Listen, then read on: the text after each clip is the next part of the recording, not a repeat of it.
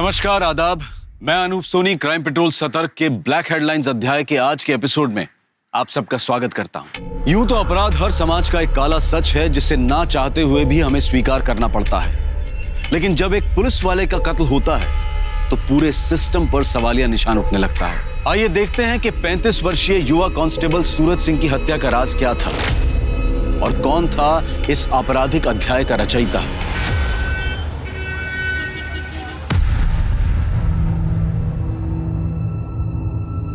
Constable Suraj Singh! क्या कर रही है तू? हाँ? बाहर निकल। क्या ड्रामा कर रही है तू? पुलिस स्टेशन है, तेरा मायका नहीं है। इज्जत है मेरी यहाँ पे। इज्जत का ख्याल होता ना तो बीवी बच्ची होने के बावजूद अपने से 16 साल छोटी लड़की के साथ ना यूं मुंह काला नहीं करवाते। चुप निकल यहाँ से, मुंह तोड़ दूंगा तेरा। हे, तू पुलिस वाला होगा लेकिन मैं तुझसे डरती नहीं हूँ, समझा? ये बता 3 रात से कहाँ था? कौन होती है तू पूछने वाली? मार दूं तेरा मैं। औरत है, औरत बन के रह। चल निकल यहाँ से। दिखाती हूँ तुझे औरत की ताकत। अब सीधा फैमिली कोर्ट में मिलना तारीख वाले दिन। आरोही को मैं साथ लेकर जा रही हूँ। अब से हम माँ बेटी का तुमसे रिश्ता खत्म, समझे? चलो।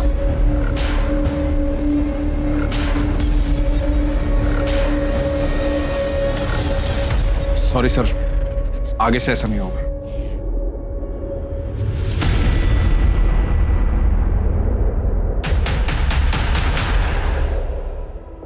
सर यही कारण है मैं सूरज को अपनी टीम में नहीं रखता। बिल्कुल ईमानदार नहीं। घड़ी देखी थी उसकी, कितनी महंगी थी। सर नकली है। महंगी घड़ी की नकल भी 4 से 5 हजार की आती है। कितनी भी कीमती चीज हो तुम्हारे पास, तुम्हारा अगर परिवार तुम्हारे साथ नहीं है तो सब बेकार। अगर थाने में रह के कोई गड़बड़ करेगा तो लंबा सस्पेंड होगा। वो चौधरी मर्डर केस के बारे में कुछ पता चला क्या? सर खबरियों को काम पे लगा दिया है, देखते हैं क्या। Hello, sector 32 police station. अच्छा, एड्रेस बताइए।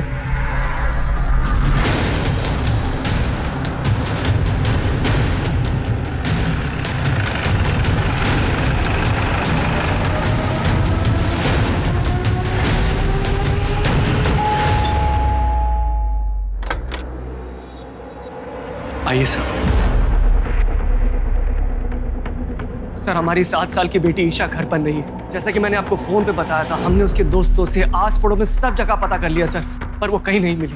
आपकी मेड का है जिसके बारे में आपने बताया था? ये इसी की लापरवाही का नतीजा है। ये मैडम खुद तो सो रही थी, अब पता नहीं मेरी बेटी कहाँ चली गई, किसके साथ चली गई, कौन लेके गया उसको। कहाँ पर है बच्ची? कौन आया था घर पे? साहब मुझे कुछ नहीं पता। मैं तो 2:30 बजे रोज की तरह उसको स्कूल से लेके आई। ईशा बेबी, पहले खाना खा लो, पहले खाना खाओ, मुंह खोलो। आंखें बंद कीजिए ईशा बेबी, तब तो नींद आएगी। खाना खिलाकर 3 बजे तक बेडरूम में सुला के दिया था और खुद रोज की तरह किचन में सो गई। मेरी जब 5 बजे आँख खुली ना तो मैं उसको ट्यूशन के लिए उठाने के लिए गई रूम में।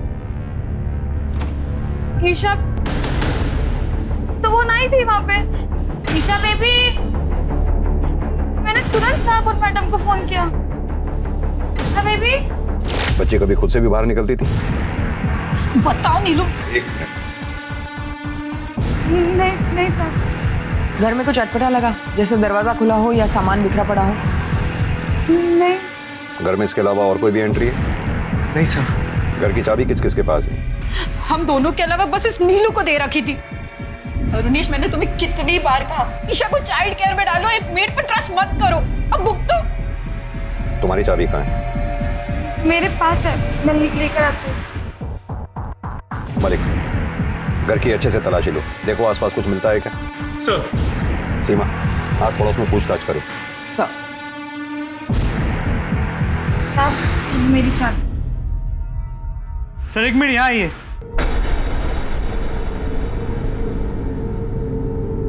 ये देखिए, सीसीटीवी कैमरा टूटा हुआ मिला, लगता है किसी ने बाहर से तोड़ दिया।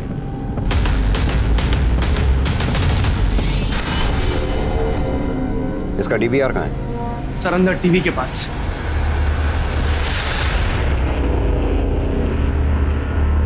2:30 बजे नीलू ईशा को लेकर घर में घुसी। ये क्या? 3:12 पे सीसीटीवी डैमेज हो गया। इसका मतलब ईशा खुद घर से बाहर नहीं गई है, उसे किडनैप किया गया है।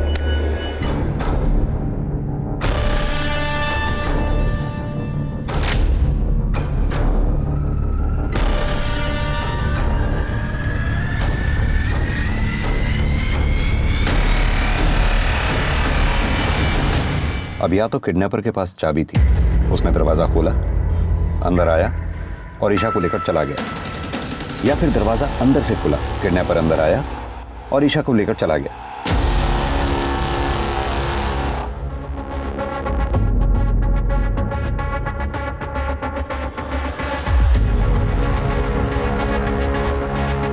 ये देखो, लगता है कैमरा किसी ने बाहर से तोड़ा। सर अंदर से भी तोड़ा जा सकता है। नहीं, अंदर से तोड़ता तो उसका हाथ या चेहरा इसमें दिखाई देता। सर एक मिनट, सर यहाँ ये देखिए, यहाँ से भी तो तोड़ा जा सकता है। सर पड़ोसी से कुछ खास नहीं पता चला है। दोपहर का समय था तो सब लोग सो रहे थे। इनके मेड को साथ ले लो। सर आप लोग प्लीज थाने आके ईशा की मिसिंग कंप्लेंट लिखवा दीजिए, आपके सिग्नेचर्स चाहिए होंगे। जी सर। मुझे नहीं पता कहाँ है ईशा बेबी। सर मैडम मुझे नहीं पता ईशा बेबी कहाँ है। मैं क्यों झूठ बोलूंगी?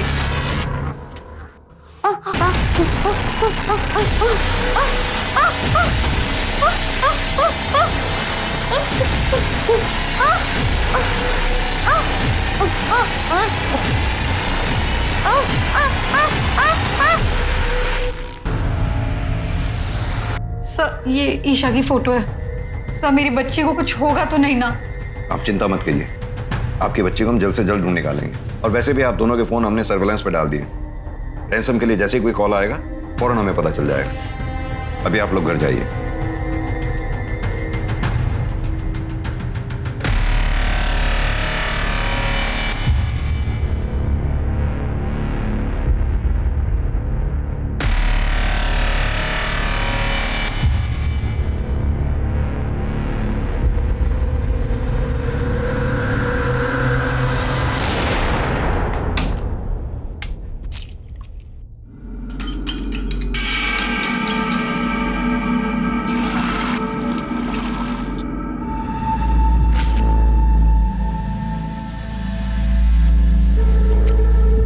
गुड मॉर्निंग बेटा, good morning.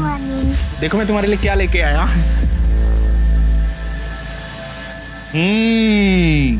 Wow, bread omelette. Mummy तो अंडा खाने ही नहीं देती है। आप रुको, मैं अभी ब्रश करके आती हूँ। अरे रुको, शेर का बच्चा कब ब्रश करता है?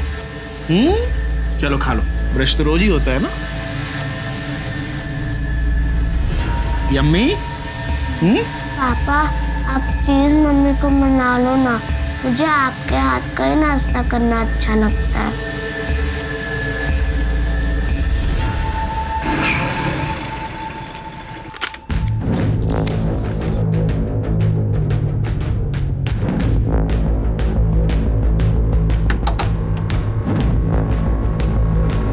आगे बेटा, सब इंतजाम कर रखा है तेरे लिए, आजा।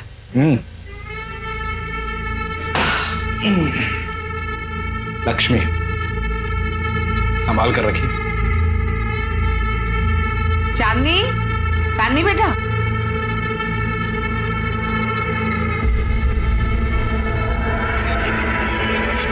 अरे आज जीजा जी आए हैं, खातिर कर उनकी। मैं पकौड़े बना के लाती हूँ। जी।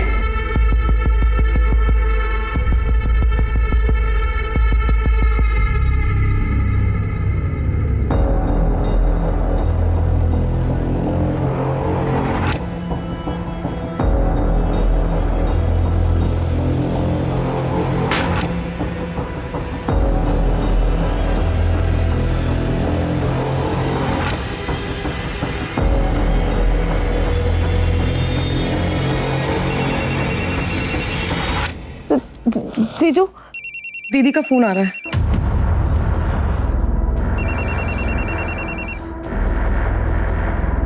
हाँ बोल। बोला था ना 2-4 दिन फोन मत करना। मुझे आरोही से बात करनी है। आरोही मेरे पास है, एक बार भी याद नहीं किया उसने तुझे। और याद करती ना तो तेरी बात करवा देता। तेरे जैसा नहीं हूं मैं। चल फोन रख मनोज।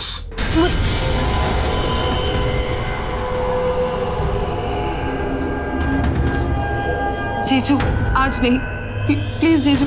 आज मुझे खुश कर देना।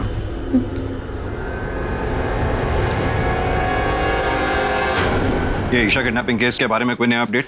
हमने ईशा की फोटो को सभी police station, highway police, railway station, bus stop और एयरपोर्ट के रोड पे सर्कुलेट किया, लेकिन कहीं से कोई लीड नहीं मिली। और लोकल किडनैपिंग गैंग के बारे में कुछ पता चला? सर मैंने खबरियों से इन्फॉर्मेशन निकाली, ईशा के केस में किसी लोकल किडनैपिंग गैंग का हाथ नहीं। सर ये रही ईशा की मेड नीलू के कॉल रिकॉर्ड्स। वो ईशा के घर के अलावा उसके घर के पास ही 2 और बंगलों में काम करती है और उसकी बातचीत उन घरों के मालकिनों से है और उसके अलावा उसके मामा के साथ है जिसके साथ वो रहती है। सर बस ये एक नंबर है जिसपे उसकी दोपहर और देर रात लंबी लंबी बातें करती है। किसका नंबर है? शंकर पांडे, बगल के बंगले में सिक्योरिटी गार्ड है। मैं मिली थी उससे, थाने बुलाया। सर मैंने ठाकुर हाउस के पहले की सीसीटीवी फुटेज चेक की है। इस आदमी को देखिए सर यही तो है शंकर पांडे। देखो नीलू, शंकर ने हमें सब सच बता दिया।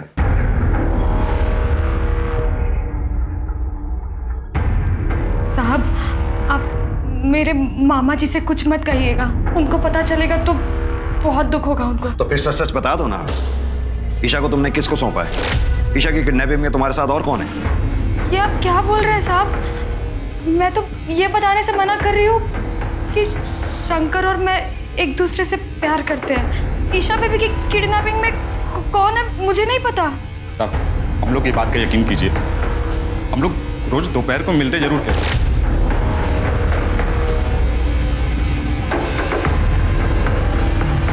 पर कल नहीं मिले थे। हम लोग गांव वाले साहब, हम लोग कहाँ किडनैपिंग करने जाएंगे? हम लोग कुछ नहीं किए।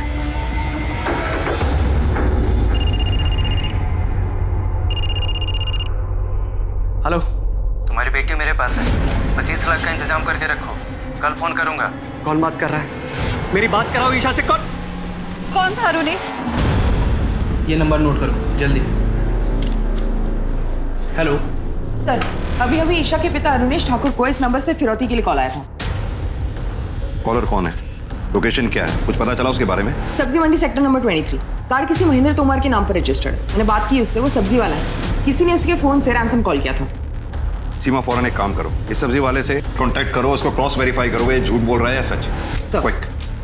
सर अगर ये मान ले कि ये किडनैपिंग नीलू और शंकर की साठगांठ से हुई, फिर भी बच्ची को कहीं तो रखा होगा। ये शंकर का घर और नीलू के मामा का घर, इन दोनों के घरों की तलाशी लो। और हाँ, 17 सितंबर को ठाकुर फैमिली जिस कॉलोनी में रहती है, उस कॉलोनी के सामने से जितनी भी गाड़ियां गुजरी हैं, उस कॉलोनी के चारों तरफ जितने भी सीसीटीवी कैमराज हैं, उन सीसीटीवी कैमराज में उन गाड़ियों की फुटेज चेक करो। ईशा को किडनैपर पैदल तो लेकर गया नहीं होगा, जरूर वो किसी गाड़ी में लेके गया होगा। लेकिन सर वो तो बहुत ही बिजी एरिया है, 1400-1500 गाड़ियां गुजरी हैं। जितनी भी गाड़ियां हो, सबके ओनर्स के बारे में पता करो। क्या पता किसी गाड़ी का मालिक ठाकुर फैमिली से कनेक्टेड हो। सर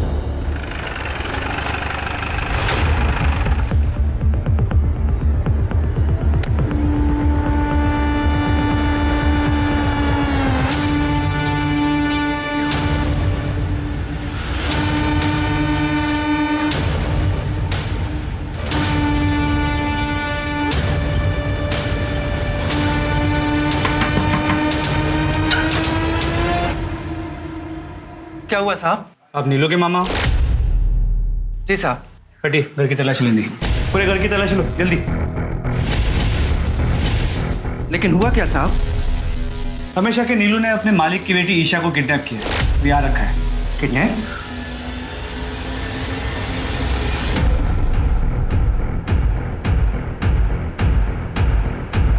सर बच्चे नहीं मिले। सर हमने शंकर और नीलू के मामा हरिहर के घर पे अच्छे से तलाशी ली, लेकिन कहीं भी ईशा के होने के कोई साइंस नहीं मिले। ठीक है।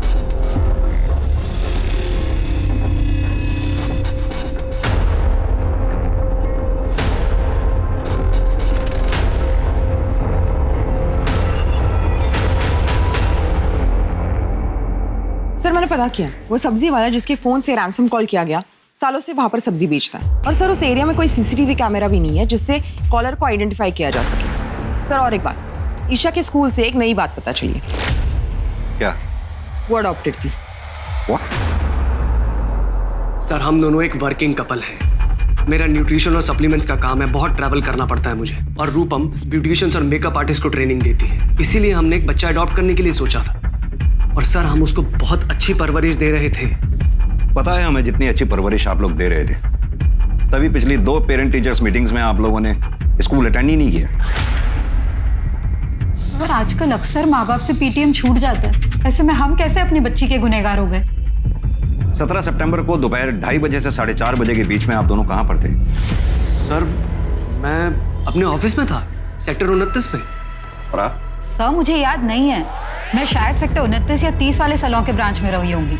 सर आप समझ भी नहीं पाएंगे इस समय हम किस चीज से गुजर रहे हैं। मैं जानता हूं कि आप हमारी मदद करना चाहते हैं, पर कम से कम इस तरह के आरोप लगाकर हमें ट्रॉमेटाइज तो मत कीजिए ना। ठीक है, अभी आप लोग जा सकते हैं, जरूरत पड़ेगी तो फिर बुलाएंगे आपको। मलिक, इन दोनों को फिलहाल हम क्लीन चिट नहीं दे सकते हैं, इन दोनों पे नजर रखनी होगी। इन दोनों के लोकेशन डिटेल्स और सीडीआर दोनों निकलवाओ।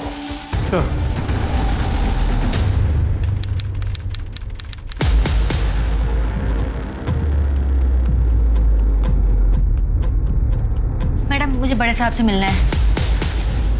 साहब मेरा पति कांस्टेबल सूरज सिंह मेरी बेटी आरोही को लेकर कहीं चला गया है और अभी उसका फोन भी बंद आ रहा है।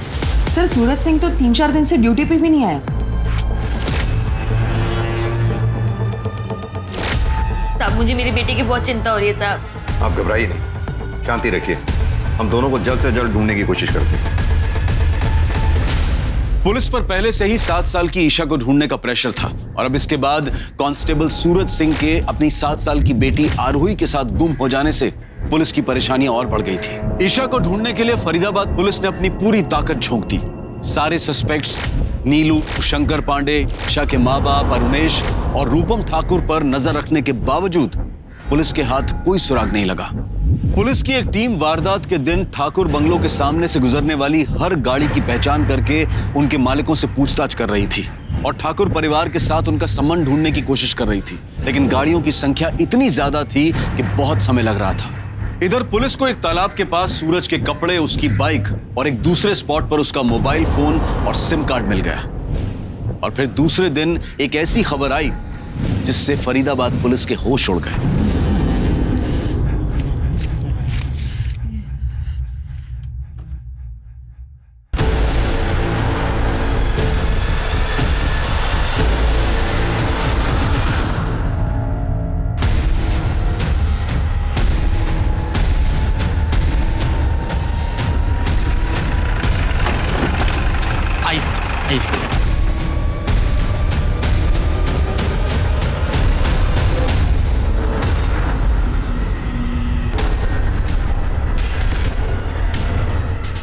सतीश सर खुदाई करवाओ।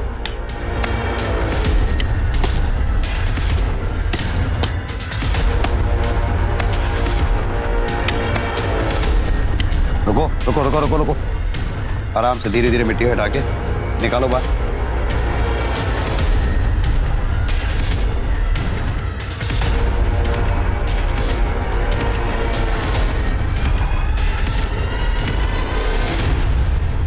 सर ये तो हमारा कांस्टेबल सूरज सिंह है।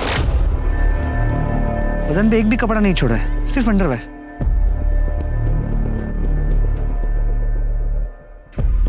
सर ये सूरज की बेटी आरोही हो सकती है, लेकिन चेहरा बुरी तरह कुचला गया है, पहचान पाना मुश्किल होगा। सर बच्ची के कपड़ों पे ब्लड स्टेन्स है, लगता है उसके साथ कोई दुष्कर्म किया हो। वारदात हुए भी काफी समय हो गया लगता है, दोनों बॉडीज बुरी तरह से डिकम्पोज हो चुकी हैं। ये फॉरेंसिक टीम और फोटोग्राफर्स को बुलाओ। सर ये सूरज सिंह की वाइफ अनीशा सिंह को बुलाकर दोनों बॉडीज आइडेंटिफाई करवा लो और जितनी जल्दी हो सके दोनों बॉडीज को ऑटोप्सी के लिए भेज दो। सर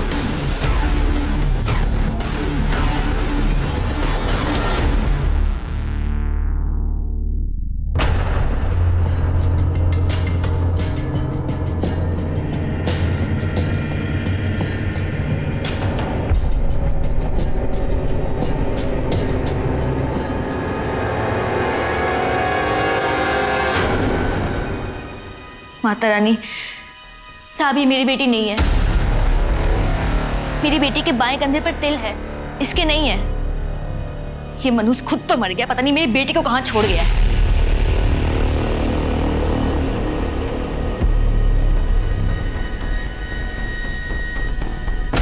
मलिक, अगर ये बच्ची आरोही नहीं तो कहीं ये बच्ची ईशा तो नहीं? ईशा की मेड ने जो कपड़े बताए थे दोनों मैच करके देखो, और आसपास के पुलिस स्टेशन में भी पता करो। अगर किसी छोटी बच्ची की मिसिंग कंप्लेंट है तो उनको भी इन्फॉर्म कर दो। और हाँ, अरुणेश और रूपम दोनों को यहाँ बुलाओ। सर। सीमा, अनीशा सिंह को जाने मत देना, उसे बैठा के रखो, पूछताछ करनी है। सर।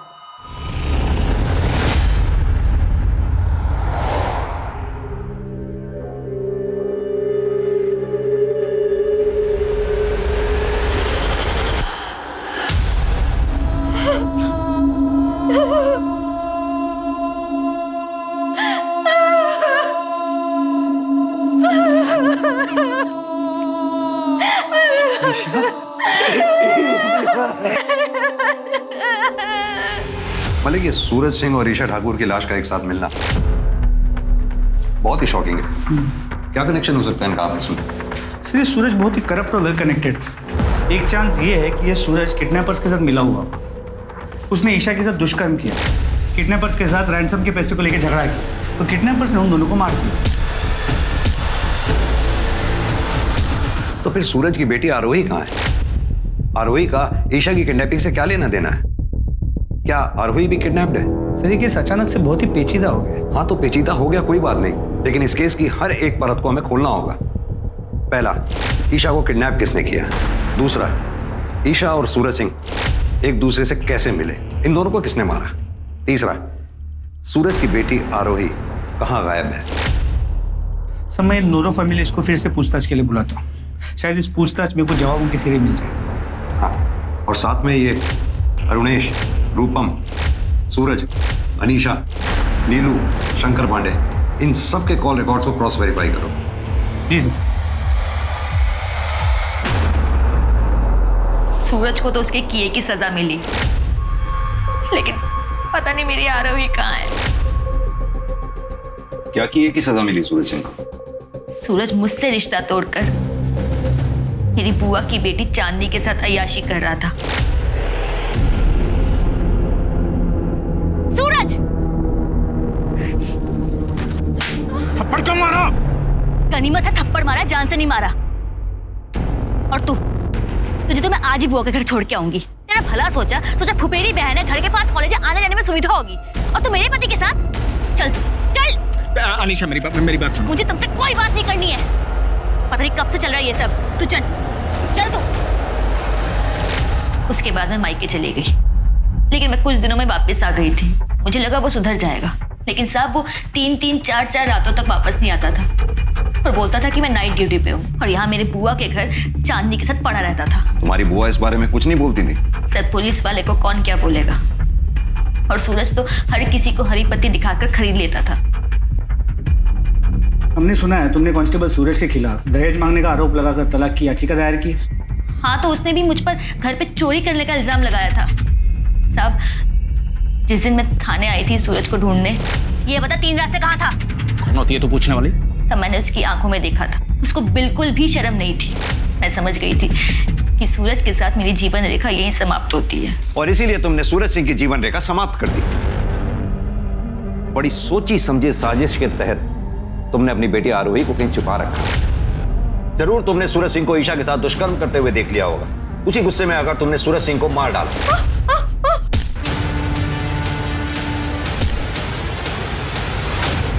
सूरज सिंह की हत्या करते वक्त तुम्हें ईशा ने देख लिया। कहीं तुम्हारा भांडा ना फूट जाए, इसलिए तुमने ईशा की भी हत्या कर दी। और इतना ही नहीं, ईशा को तुमने इतनी बेरहमी से मारा कि उसका चेहरा तक कुचल डाला, ताकि लोगों को पता ही ना चल सके कि वो लाश आरोही की है या फिर ईशा की। सर, आप ये क्या कह रहे हैं सर? मैंने ऐसा कुछ भी नहीं किया है। आप प्लीज मेरी आरोही को ढूंढ दीजिए, मुझे उसकी बहुत फिक्र हो रही है, प्लीज सर। तुम अपनी बेटी आरोही से आखिरी बार कब मिली थी? 18 तारीख को, जब सूरज मेरे मायके आया था उसे लेने। कैसा है मेरा बेटा? पापा आपके लिए क्या लेके आए? ये देखो थैंक यू मेरे प्यारे पापा। मेरा प्यारा बेटा। कहाँ लेकर जा रहे हो? क्यों? बाप हो इसका, कहीं भी लेके जाऊं। ठीक है ले जाओ, लेकिन जल्दी वापस छोड़ देना, क्योंकि मैं उस घर में वापस नहीं आऊंगी। चला बेटा। सीमा, इनकी बेटी की फोटोग्राफ्स और डिटेल ले लो। सर चलिए।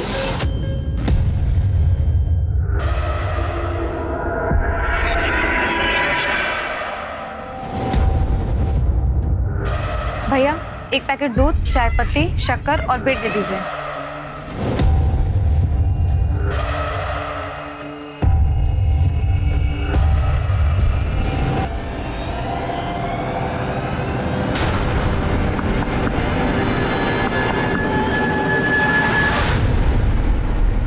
सर पॉसिबिलिटी है कि सूरज सिंह ने चांदनी के साथ मिलकर ईशा को किडनैप किया। सूरज और चांदनी के बीच रैंसम मनी को लेकर कहा सुनी हुई।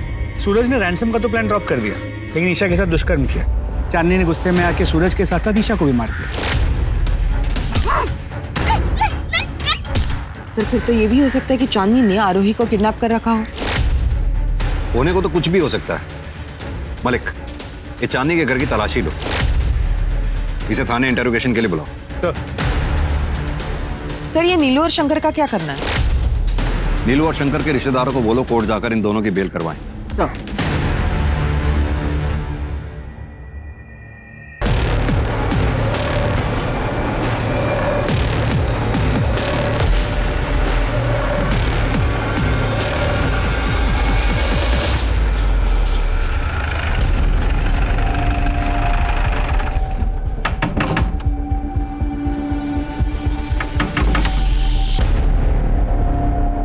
जी चांदनी चौहान का घर है। मेरी बेटी है वो। चांदनी का है, बुलाइए उसे। सब चांदनी को तो दिल्ली गए हुए 7 दिन हो गए। घर की तलाशी लो। लेकिन हुआ क्या है साहब? तुम कौन हो? मैं श्रवण, चांदनी दीदी मेरी बड़ी बहन है। अपनी बहन को फोन लगाओ। स्पीकर पर लगाओ।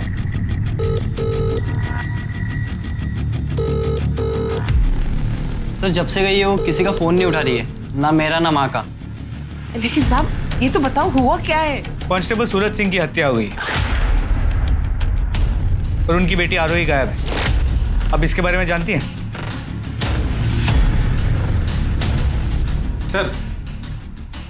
सर अंदर बच्ची तो नहीं मिली, पर ये मिला। कितने पैसे? कहाँ से? साहब वो सूरज ने मुझे दिए थे संभाल कर रखने के लिए। लक्ष्मी, संभाल कर रखिए। तेरी माँ सच बोल रही? मुझे नहीं मालूम। ठीक है, मालूम कर दें। ले चलो थाने में। एक पुलिस वाले की बहन होकर इतनी नासमझी आप कैसे कर सकती हैं? एक तो सूरज सिंह की हत्या की खबर आ गई और ऊपर से हम इस बात से परेशान थे कि आरोही के साथ भी कहीं ईशा की तरह कोई अनहोनी ना हो गई। सर सूरज ने मुझे कसम दी थी, इसलिए मैं मजबूर हो गई थी। शीतल, आरोही को अपने पास रखना और कुछ भी खाने पीने का मांगे तो इसे दे देना। और हाँ, अनीशा का फोन मत उठा, उसे पता नहीं लगना चाहिए कि आरोही तुम्हारे पास है। ऐसा हुआ तो मेरा मरा मुंह देखोगी। 2-4 दिन अपनी बेटी से दूर रहेगी ना, तो पता लगेगा उसे औलाद से दूर रहने का दर्द क्या होता है। इसीलिए अनीशा का जब फोन आया तो मैंने उसे नहीं बताया कि आरोही मेरे पास है। हमारी आखिरी बार अपने भाई सूरज सिंह से कब बात हुई थी? सर 19 तारीख को शाम 4 बजे। अनीशा ने हमारी जिंदगी बर्बाद कर दी है। मुझे तो पूरा यकीन है कि सूरज को भी उसी ने मरवाया होगा। पहले तो अपनी बहन को घर लेकर आ गई और फिर बोलने लगी कि सूरज की उसके साथ दोस्ती हो गई है। सब जानती हूँ मैं। तलाक देने के बहाने सूरज की प्रॉपर्टी हथियाना चाहती थी, इसीलिए तो उसने आरोही को हमसे दूर रखा था। आरोही, आरोही, आरोही।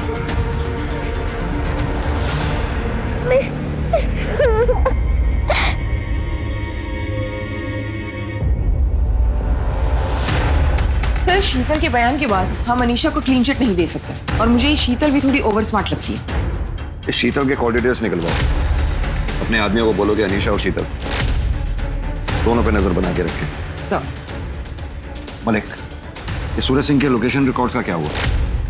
सर कल तक आने के चांसेस है। एक बार सूरज के लोकेशन रिकॉर्ड्स आ जाए तो हमें सूरज के उस दिन का रूटीन का पता चल जाएगा।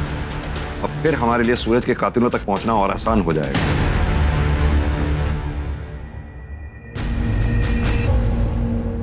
बेटा सब ठीक हो जाएगा। कल से नए दिन की शुरुआत है। हिम्मत बनाए रखो।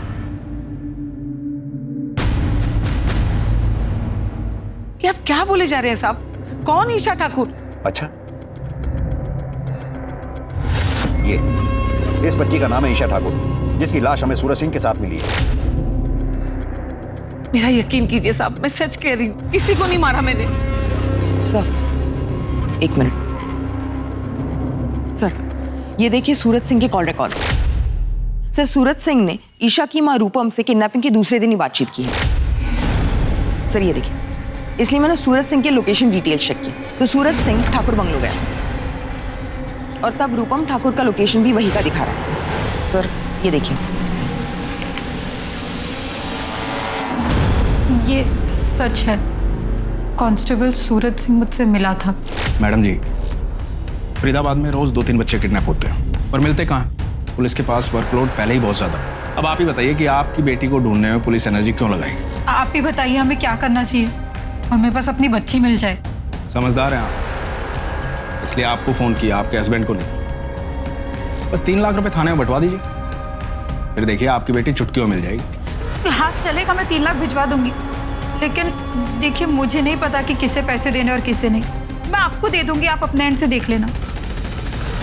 फिक्र नोट मैडम जी, सूरज सिंह की जुबान है ये। आपकी बेटी आपको सही सलामत मिलेगी। ये बात आपको हमें पहले बतानी चाहिए थी, जबकि सूरज सिंह हमारी टीम का हिस्सा भी नहीं था। मैं बताती सब, पर जब हमें ईशा के साथ साथ सूरज का मर्डर का पता चला तो हमने ये बात नहीं उठाई।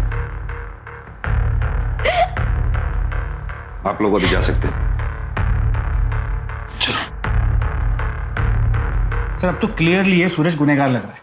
उसे ईशा की किडनैपिंग का पता था, शायद उसी ने ईशा के साथ दुष्कर्म किया, किसी ने उसे देख लिया और उसे मार दिया।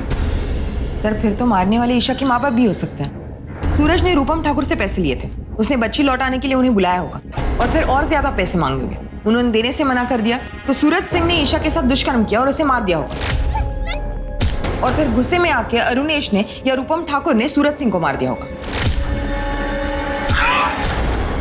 ये रूपम और अरुणेश, इन दोनों पे नजर बनाए रखो। मलिक, ये चांदनी चौहान का लोकेशन ट्रेस हुआ? जी सर, दिल्ली की लोकेशन। तो दिल्ली के लिए फौरन रवाना हो। दिल्ली की पुलिस की मदद से उसे अरेस्ट करके लाओ। सर, सूरज सिंह और ईशा ठाकुर की पोस्टमार्टम रिपोर्ट आ गई। दोनों मौतें 19 सितंबर को 8:30 से 10:30 बजे के बीच में हुई। पर ये सूरज सिंह के पेट में अल्कोहल की मात्रा बहुत ज्यादा पाई गई। कमाल की बात है सीमा, सूरज सिंह के सर पर हत्यारे ने 2 बार वार किया। पहली बार किसी भारी डंडे से, फिर थोड़ी देर बाद किसी लोहे की भारी चीज से। सर यानी कातिल ने सूरज सिंह को एक बार मारा, वो मरा नहीं तो दोबारा वार किया। सीमा, तुम्हारा शक सही था, ईशा के साथ दुष्कर्म हुआ। सर सीमेन ट्रेसेस के बारे में कुछ मेंशन है? मैंने सूरज सिंह का जो डीएनए टेस्ट करवाया था वो ईशा के प्राइवेट पार्ट से मिले स्किन सेल के डीएनए से मैच नहीं करता। सर यहाँ पर तो अपनी पूरी की पूरी थ्योरी उल्टी पड़ती है। यानी कि सूरज सिंह ने ईशा के साथ दुष्कर्म नहीं किया, हो सकता है उसके किडनैपर साथी ने किया हो और फिर झगड़े में दोनों को मार दिया होगा। सीमा, अब हमें यह पता लगाना होगा कि ईशा का किडनैपर, रेपिस्ट, मर्डरर कौन था और उसका सूरज सिंह के साथ क्या कनेक्शन था।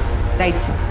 वो उन गाड़ियों के बारे में जो मैंने पता करने के लिए कहा था, जो ठाकुर कॉलोनी के घर के बाहर से उस दिन गुजरी थी, कुछ पता लगा उनके बारे में? सर काम चल रहा है, लेकिन अब तक जितने भी व्हीकल ओनर से बात हुई है उनका ठाकुर फैमिली से दूर दूर तक कोई लेना देना नहीं। बाकी जितने भी व्हीकल ओनर्स बचे हुए हैं उनकी भी जांच पड़ताल जारी रखो।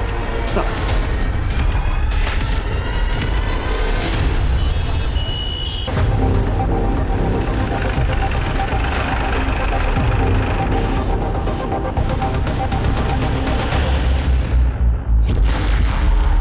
यहाँ पे कोई चांदनी है?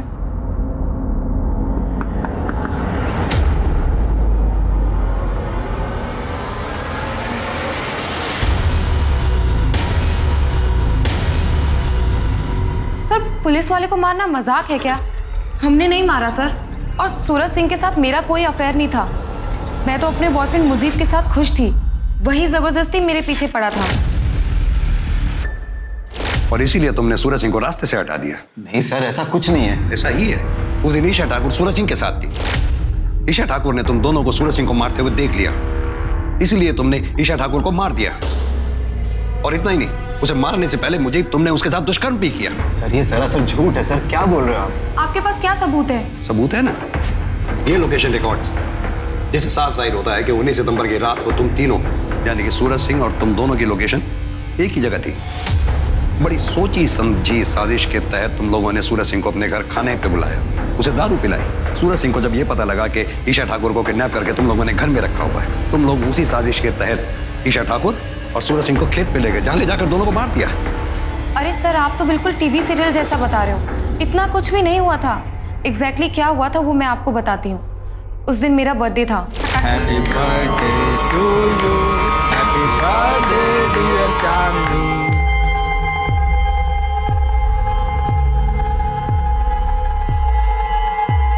मुझे से तुझे पहले मिलवाना चाहिए था ना चांदनी। मैं दो प्यार करने वालों के बीच में नहीं आता। खुश रहो।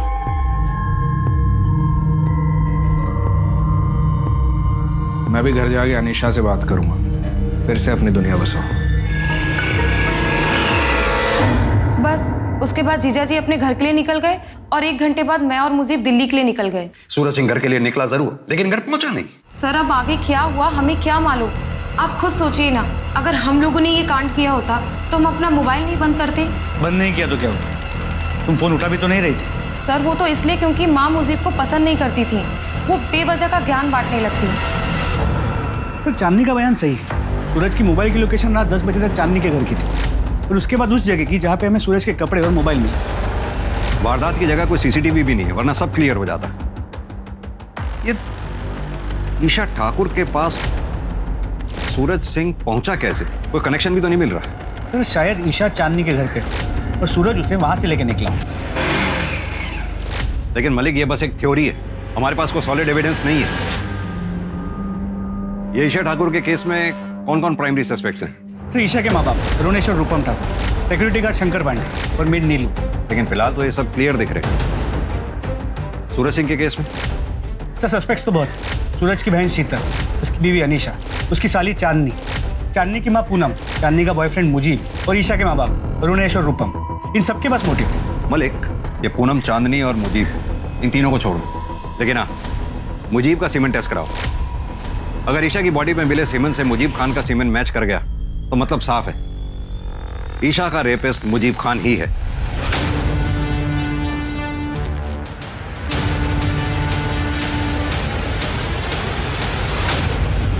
एक 110 दिन बीत चुके थे, लेकिन ईशा के किडनैपर्स, रेपिस्ट और कातिल का कुछ पता नहीं चला था, और पुलिस ईशा और कांस्टेबल सूरज सिंह की लाश एक साथ एक जगह मिलने का कनेक्शन भी नहीं ढूंढ पाई थी। कांस्टेबल सूरज सिंह के कातिलों का भी कुछ पता नहीं चला था, और फिर एक मामूली से केस की कार्रवाई के दौरान पुलिस के हाथ एक ऐसा अहम सुराग लगा जिसने इस केस को परत दर परत खोल कर रख दिया।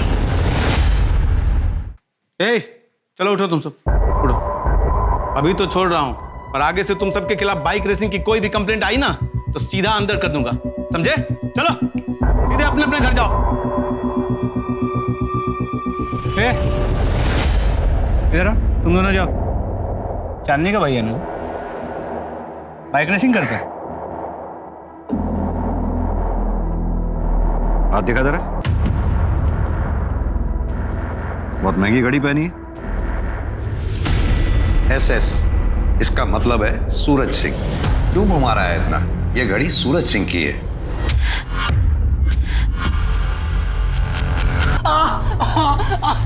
तेरे सूरज जीजा जी ने मरने के बाद ये घड़ी तुझे उपहार में दी थी? साहब बता। बता। साहब मुझे सूरज जीजा जी की घड़ी, बाइक, मोबाइल और कपड़े ठिकाने लगाने का काम मिला था साहब। मुझे जैसा कहा गया था मैंने वैसा किया साहब।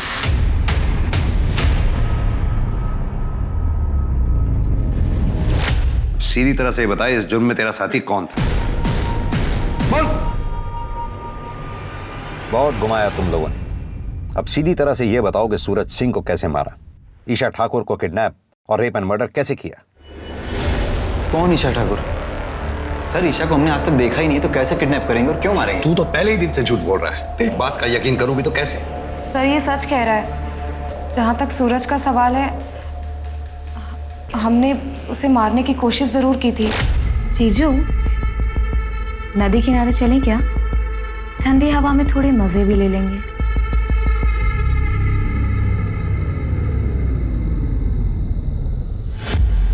ये मुझे क्या हमारी रासलीला की वीडियो बनाएगा? नदी किनारे जाने का शॉर्टकट पता है मुझे, जल्दी पहुंचेंगे। फिर सर हम उसे नदी किनारे नहीं बल्कि जंगल लेकर गए।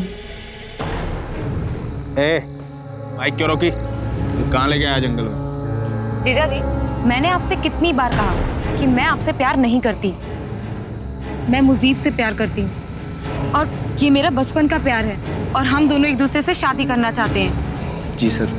मजनू, मुझे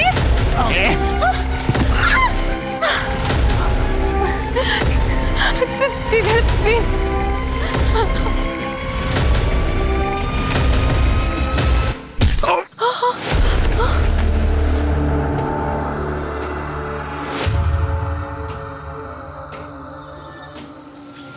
ये तो मर गया। अच्छा वो मर गया, लेकिन इसके बॉडी का कुछ तो करना पड़ेगा ना। ये पुलिस वाला है, पकड़े जाएंगे हम। एक काम करते हैं, घर जाते हैं, फावड़ा लाते हैं, यहीं कहीं जंगल में गाड़ देते हैं इसको। लेकिन उससे पहले इसके घड़ी कपड़े सब निकाल लेते हैं। मुझे पहले से ही लग रहा था कि कुछ ना कुछ गड़बड़ जरूर होगी, इसलिए मैंने हम तीनों के फोन घर पे ही छोड़ दिए थे।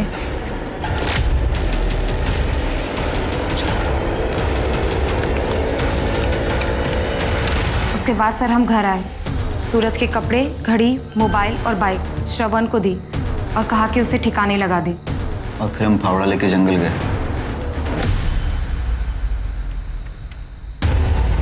यही तो मारा था उसे। कहाँ गई बॉडी? जल्दी ढूंढो उसे, अगर वो जिंदा बच गया ना तो हम मारे जाएंगे।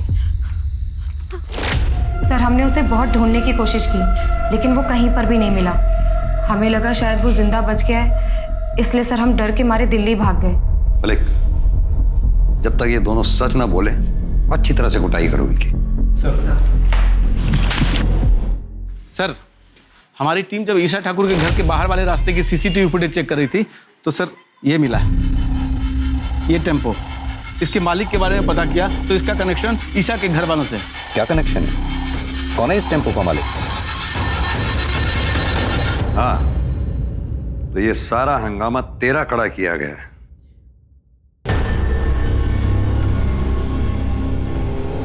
तेरे टेम्पू से हमें बाल मिले, जो डीएनए टेस्ट से साफ हो ही जाएगा कि वो बाल ईशा के हैं।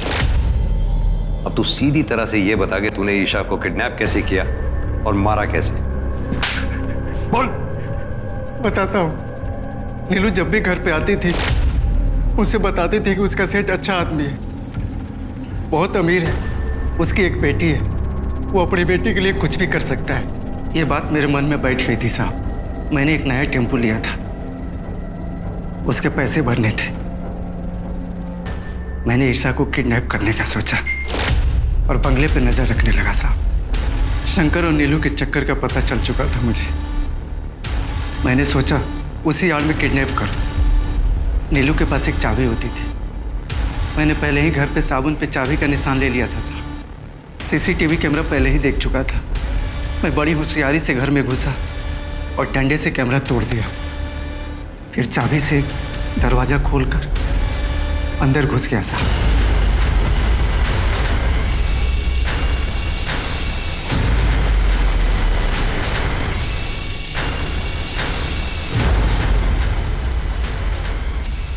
मैंने ईशा को गली के बाहर ही टेम्पो में रख दिया और भाजी वाले से फ़ोन लेकर फिरौती के लिए कॉल किया। लेकिन जब आप लोग मेरे घर पर तलाशी करने के लिए आए तो मैं बहुत डर गया साहब। मुझे लगा कि मेरी चालाकी बेकार गई, पुलिस मुझे पकड़ लेगी। फिर मैंने ईशा को मारने का फैसला किया और उसको मारने से पहले गुस्से में मेरा दिमाग फिर गया साहब।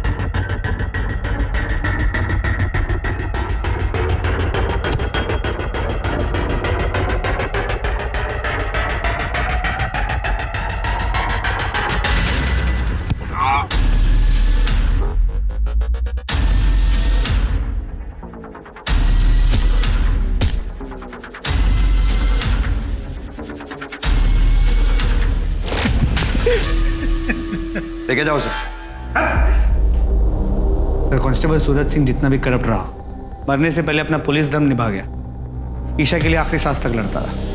मलिक, चांदनी चौहान, पूनम चौहान, श्रवण चौहान और चांदनी का बॉयफ्रेंड मुजीब खान, इन चारों के खिलाफ अटेम्प्ट ऑफ मर्डर और सच छुपाने के जुर्म में केस दायर करो। जी सर। आज के समय में शायद कोई भी कभी भी धोखा दे सकता है, चाहे वो खून का रिश्ता हो या फिर मामूली जानकार, पर सतर्क रहना ही अपराध से बचने की सबसे पहली सीख है। अब मैं अनूप सोनी आपसे विदा लेता हूं, फिर मुलाकात होगी क्राइम पेट्रोल सतर्क के ब्लैक हेडलाइंस अध्याय में एक और नए केस के साथ। और याद रखें, क्राइम और आपके बीच में सिर्फ इतना फर्क है कि आप कितने सतर्क हैं। सतर्क रहें, सुरक्षित रहें। जय हिंद।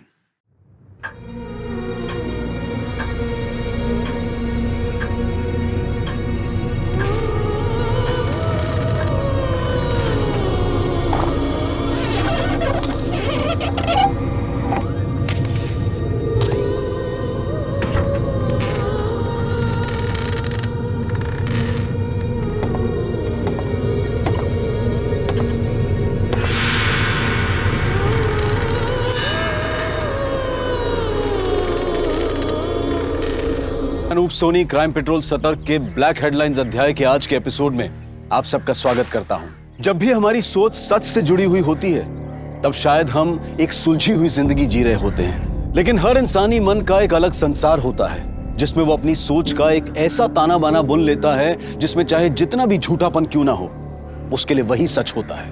ये केस एक ऐसे ही अचरज से जुड़ा था, और इस केस में जो सामने आने वाला था वो इतना अचंभित कर देने वाला था कि इस केस से जुड़ी खबरें लगभग हर अखबार की फ्रंट पेज हेडलाइन बन जाने वाली थी।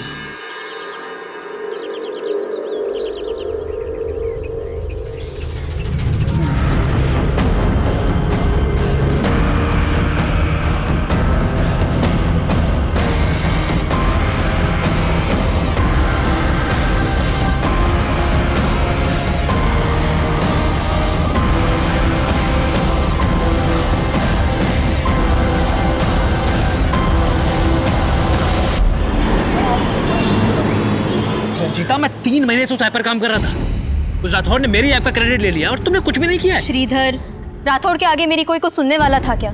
और गलती तुम्हारी भी तो है। तुम्हें वो प्रेजेंटेशन मिस करनी नहीं चाहिए थी। कंपनी के सारे प्रेस्टिजियस लोग थे वहां पर। रंजीता, आई नो कि मेरा प्रेजेंटेशन में होना जरूरी था, लेकिन मैं क्या करता, मेरा अपने पेरेंट्स के साथ होना भी जरूरी था। उस राठौड़ की इतनी हिम्मत कैसे हुई? उसको तो छोड़ूंगा नहीं, देख रहा तुम। देखो, मैंने तुम्हें अप्रिशिएट किया तो ये मैं समझना कि तुमको सब कुछ आता। इधर ठीक है, तरीका है, बाहर जाओ तुम। आपने मुझसे कहा था कि आप मेरी ऐप मेरे बिहाफ पे रिप्रेजेंट करेंगे, लेकिन आप इधर ज्यादा उड़ मत। तूने वो ऐप मेरे अंडर ही डिजाइन की थी। तेरे अंडर क्या क्या होता है ना, बहुत अच्छे से जानता हूं मैं। अगर बाहर जाके मुंह खोल दिया ना मैंने, अगर मुंह खोला ना तो मुझे भी मुंह तोड़ना आता है। तेरी जॉब मेरे एहसान का एक पट्टा है। एक चुटकी में एक पट्टा उतारूंगा और दूसरी चुटकी में तुझे ब्लैकलिस्ट कर दूंगा। ये क्या कर रहा है? मैं तेरी पेन ढीली करने जा रहा हूं राठौड़। उसके बाद तुम मेरे सामने चुटकी बजाएगा तो भी उतरेगी, और हाथ जोड़ के गिड़गड़ाएगा ना तो भी तेरी पेंट उतरेगी। उसके बाद मेरे ये जो पट्टा है ना, यही तेरे काम आएगा। तुझे तो देख लूंगा मैं।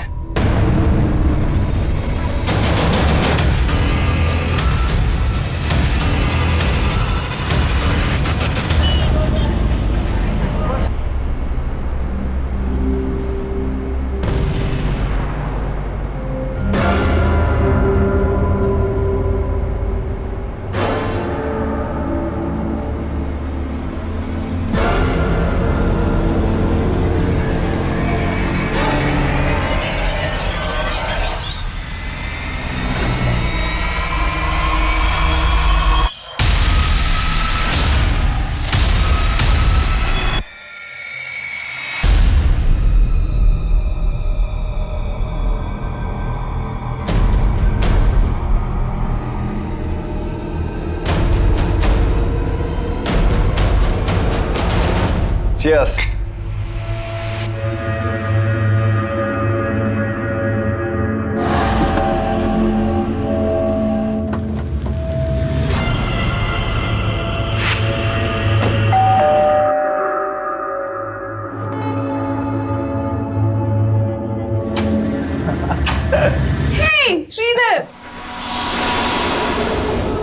अब आएगी रौनक पार्टी में।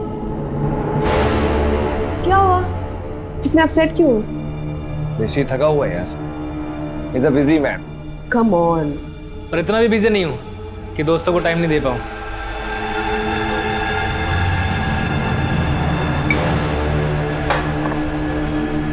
ये हुई ना बात। वैसे श्वेता तेरी टाइमिंग बहुत अच्छी है।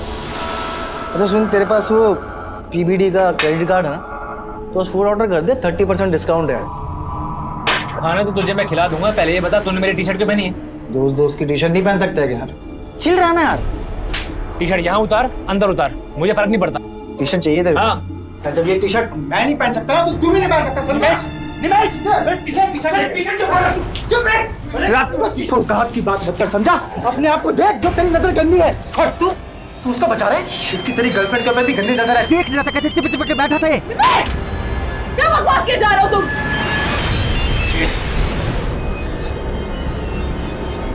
ये लड़का फोन ही नहीं उठा रहा।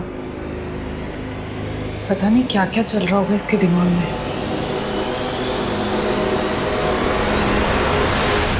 आज मैं आपको मार्शल आर्ट्स के कुछ ऐसे फाइटिंग एसेंशियल्स के बारे में बताने जा रही हूँ जिनसे आप तब से पहले तू लड़कों को घूमती है और फिर तू उनको हलाल करने के नए नए तरीके सीखती है।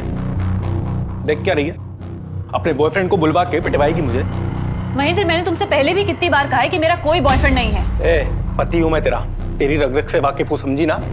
इसलिए ना मैंने अपने बैंक अकाउंट्स, अपनी पॉलिसीज, सब जगह से तेरा नाम हटवा के किसी और को नॉमिनी बनवा दिया।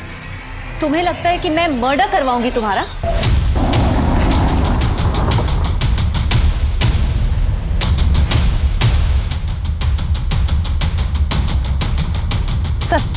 सर, इसी गाड़ी में लाश मिली है। गाड़ी की नंबर प्लेट हटा दी गई है और गाड़ी भी लॉक्ड है। सर इधर आइए। सर ये देखिए, लाश को बड़े ही अजीब ढंग से पैक किया गया है। गाड़ी खुलवाओ।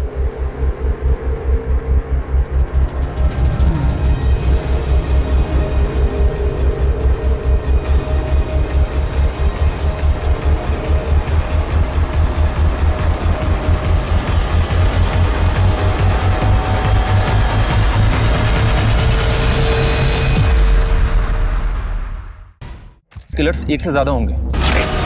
अगर किलर्स का इरादा इसके हाथ पैर बांधना ही था तो फिर इसे टेप से ही क्यों बांधा गया? किसी और चीज से भी तो बांधा जा सकता था, आई मीन रस्सी वगैरह। और अगर इसके साथ जबरदस्ती की गई है तो फिर इसकी बॉडी पर स्ट्रगल का निशान क्यों नहीं है, जो कि होने चाहिए? लाश की पहचान करना पुलिस के लिए मुश्किल नहीं था, लेकिन इस केस की गुत्थी सुलझाना बेहद मुश्किल था, क्योंकि इस अचंभित कर देने वाले क्राइम सीन को रचने वाला दिमाग पुलिस को घुमाने में खुद को माहिर समझता था। पर वो दिमाग था किसका, उसका मकसद क्या था, ये पता करना वाकई में चैलेंज था।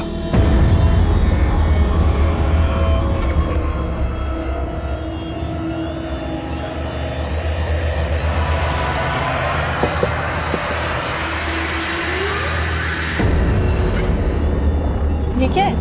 अरे सुन,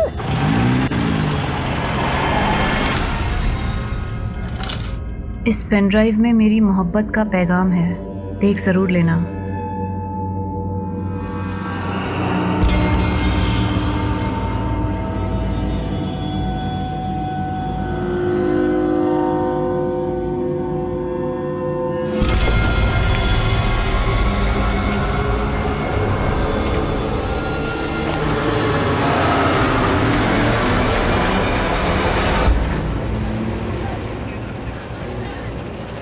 श्रीधर, तुम्हें पहले फ्लैट खरीदना चाहिए।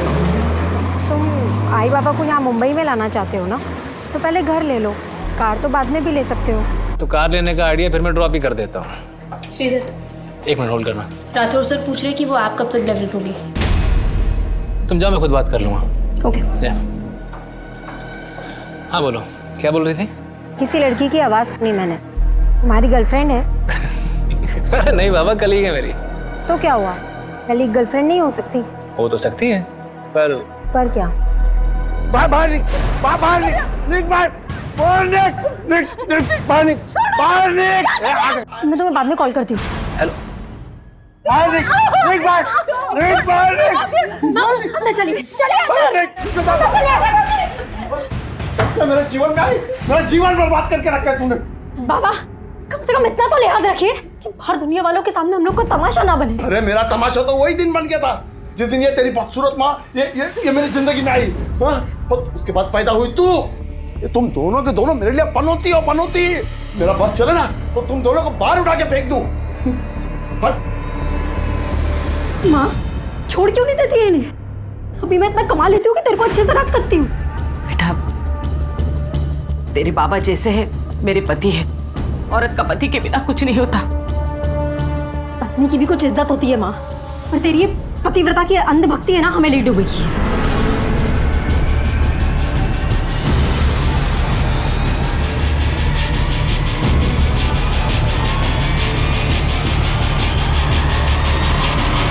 तुम तो कहती थी कि हमें कभी नेगेटिव नहीं होना चाहिए, और तुम खुद अपने पापा को लेकर इतनी नेगेटिव हो। मेरे बाबा उस कैटेगरी में नहीं आते। उनका बस चले तो ना वो मेरी आई को जिंदा छोड़ेंगे और ना मुझे। फिर तो तुम्हें पुलिस के पास जाना चाहिए। इसे इतना लाइटली मत लो तुम पुलिस के पास गए? तुम्हें शक था ना कि कोई तुम्हारी जान ले सकता है? मेरी फिक्र मत करो, मैंने ऐसे पत्ते बिछा दिए हैं कि कोई मेरा बाल भी बांका नहीं कर सकता। सर, इसकी मौत दम घुटने की वजह से ही हुई है, लेकिन मरने से पहले से बेहोश किया गया था। इसकी बॉडी में सेडेटिव के ट्रेसेस मिले हैं। सेडेटिव्स? जी, जो बोतल गाड़ी में मिली थी उसमें उसी सेडेटिव के ट्रेसेस थे।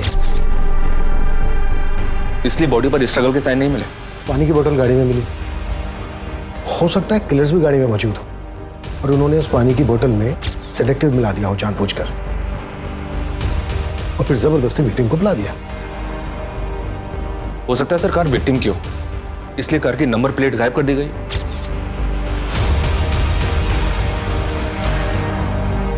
एक बात समझ में नहीं आ रही है, अगर किलर्स विक्टिम को बेहोश करके मारना चाहते थे तो फिर विक्टिम के हाथ में टेप से बांधे क्यों?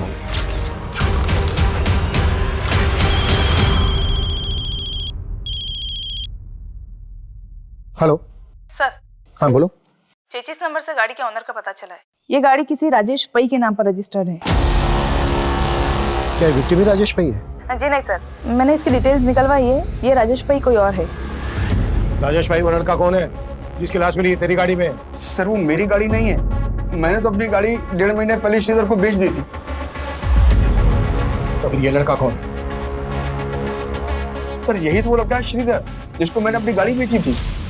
राजेश जी, गाड़ी तो अच्छी है लेकिन 1.5 लाख से ऊपर वैल्यू नहीं है इसकी। अरे क्या बात कर रहे हो, 1 महीने पहले 1.75 दे रहे थे भाई, इससे कम में नहीं बेचूंगा। चलो एक काम करो राजेश जी, श्रीधर भाई है अपना, ना इसकी ना आपकी, 1.60 में सौदा तय करते हैं। जैसे इसने मुझे पैसे दिए और मैंने डिलीवरी नोट इसको दे दिया था। सर अगर आप चाहें तो मैं डुप्लीकेट पेपर्स भी आपको दिखा सकता हूँ। तुम नकली पेपर तूने पहले से बनवा के रखे? नहीं सर, अगर आपको विश्वास नहीं होता तो आप श्रीधर के दोस्त निमेश से पूछ लीजिए। अबे इससे कोई फायदा नहीं होने वाला। मुझे नहीं लगता है कि इस जन्म में तेरे बाल वापस लौटेंगे भी नहीं। तू ना बेटा मजे मत ले, समझा? वरना ना तेरे ही बाल उड़ा दूंगा।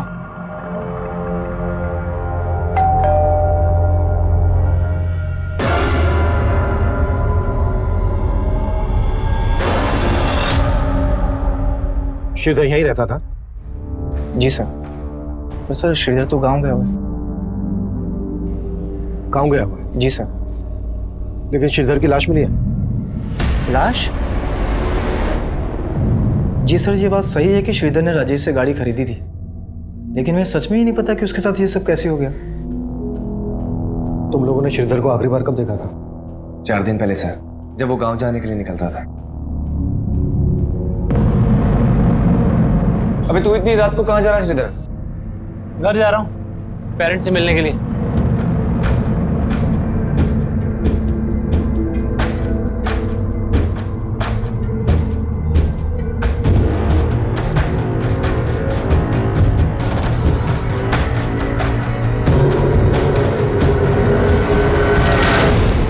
चार दिन पहले श्रीधर अपने गांव के लिए निकला और 4 दिन पहले ही श्रीधर का मर्डर हुआ। जब श्रीधर अपने गांव नहीं पहुंचा तो उसके घर वालों ने तुम लोगों को फोन नहीं किया? नहीं सर, उसके घर वालों से हमारी बात नहीं होती थी और ना ही हमारे पास उनका नंबर है। इन 4 दिन में तुमने भी श्रीधर को कोई कॉल नहीं किया? नहीं सर, क्योंकि सर ने सपने में भी नहीं सोचा था कि उसके साथ ये सब हो जाएगा। छुपा तो नहीं रहे हो तुम दोनों हमसे कुछ? नहीं सर, काम क्या करता था श्रीधर? सर वो गोल्डन आर्या इन्फोटेक कंपनी में सॉफ्टवेयर इंजीनियर था। श्रीधर का किसी के साथ कोई लड़ाई झगड़ा दुश्मनी, कोई लड़की का चक्कर, गर्लफ्रेंड वगैरह? नहीं सर, ऐसा तो कुछ भी नहीं था। श्रीधर का नंबर दो हमें। जी सर। और जिस कमरे में वो रहता था वो कमरा दिखाओ। आइए सर।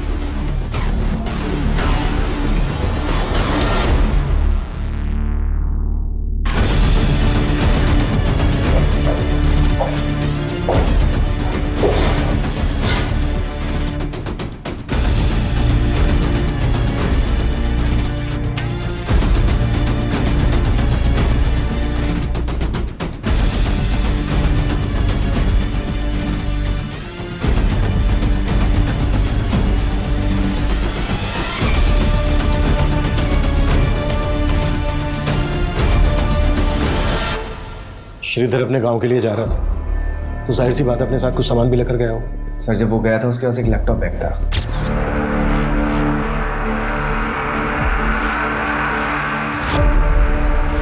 सिर्फ एक लैपटॉप बैग? कोई दूसरा बैग, लगेज बैग वगैरह लेकर नहीं गया अपने साथ? नहीं सर, वो उसका लैपटॉप बैग बड़ा था, हो सकता है उसमें कुछ कपड़े।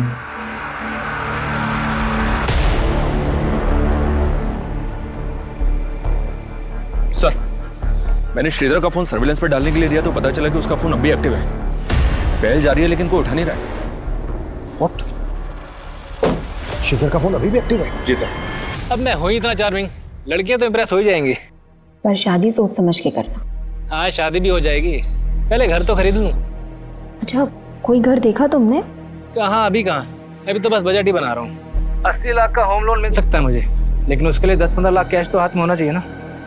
काश मैं तुम्हारी कोई मदद कर पाती। अरे पैसों की प्रॉब्लम नहीं है, एक बंदा है जो 10 लाख ब्याज पे दे रहा है, बस कैश को वाइड करने का जुगाड़ ढूंढना पड़ेगा। देखो जो भी करोगे ना अपने रूममेट से बच के करना। अरे मैंने तो अपने बॉस की हवाइयाँ उड़ा दी, फिर रूममेट्स तो मेरे आगे प्या दें।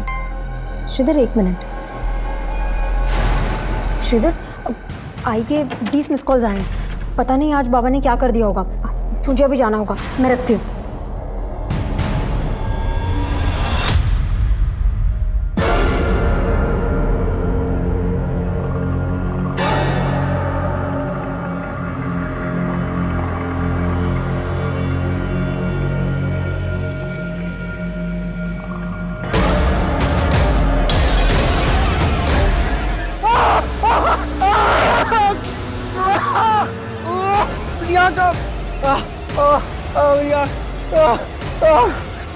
तुम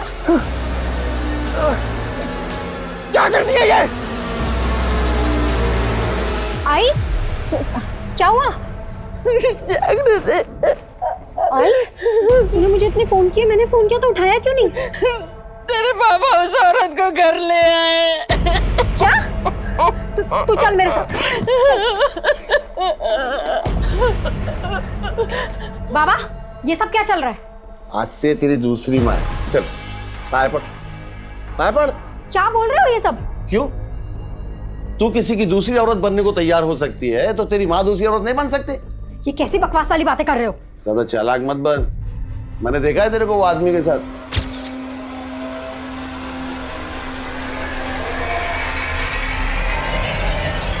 आपका पूरा दिमाग खराब हो गया है बाबा। अभी शर्मा मत। अच्छा क्या तूने खुद ही ढूंढ लिया अपने लिए? जा जा भाग जा उसके साथ, वैसे भी कोई दूसरा मिलने वाला नहीं तेरे, जा।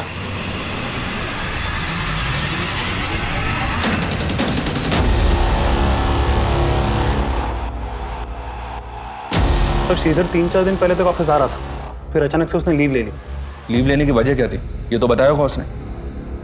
नहीं सर उसने कुछ बताया नहीं। ये ऑफिस में कोई ऐसा है जिसकी श्रीधर के साथ कोई दुश्मनी या झगड़ा हो, जो उसकी इस तरह से जान लेना चाहता हो? सर यहाँ तो ऐसा कोई नहीं है। He was a bright employee, सब उसे यहाँ बहुत पसंद करते थे। श्रीधर का फोन थोड़ी देर पहले तक मीरा रोड एरिया में एक्टिव था। क्या उसका फोन अब भी एक्टिव है? जिस तरह से आपको हैरानी हो रही है ना, हमें भी हो रही है। उस एरिया में ऐसा कोई है जिसके श्रीधर का आना जाना हो? No idea sir. श्रीधर के पेरेंट्स का फोन नंबर एड्रेस तो हो गए ना आपके पास? यस सर, एडमिन में है। Ranjita. Yes sir. Sir Shridhar का मोबाइल अभी अभी दहीसर में बंद हुआ है। फिलहाल ये समझना मुश्किल है कि उसका मोबाइल ऑन किसने किया होगा। ये जो कोई भी है इसका श्रीधर के मर्डर से लेना देना जरूर है। हमने राजेश को अंदर किया है। हो सकता है उसे बचाने के लिए कोई हमें भटकाने की कोशिश कर रहा हो। राजेश के खिलाफ कुछ मिला? सर राजेश ने कार ट्रांसफर के जो पेपर्स दिखाए थे उस पर श्रीधर के साइन तो हैं, पर ये देखना पड़ेगा कि वो साइन असली है या नकली। एक काम करो, राजेश को जाने दो और नजर रखो उस पर, और पता करो कि मर्डर से पहले राजेश ने कहीं से सेडेटिव्स खरीदे थे क्या, और वो टेप और पॉलीबैग्स भी जिनका श्रीधर के मर्डर में इस्तेमाल हुआ है।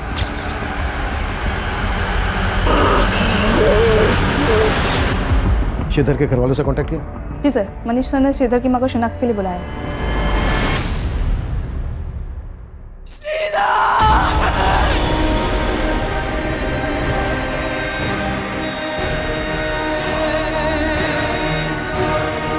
अम्मा दिन रात काम करूंगा तभी तो यहाँ घर ले पाऊंगा। आपको और पापा को यहाँ भी तो लेकर आना।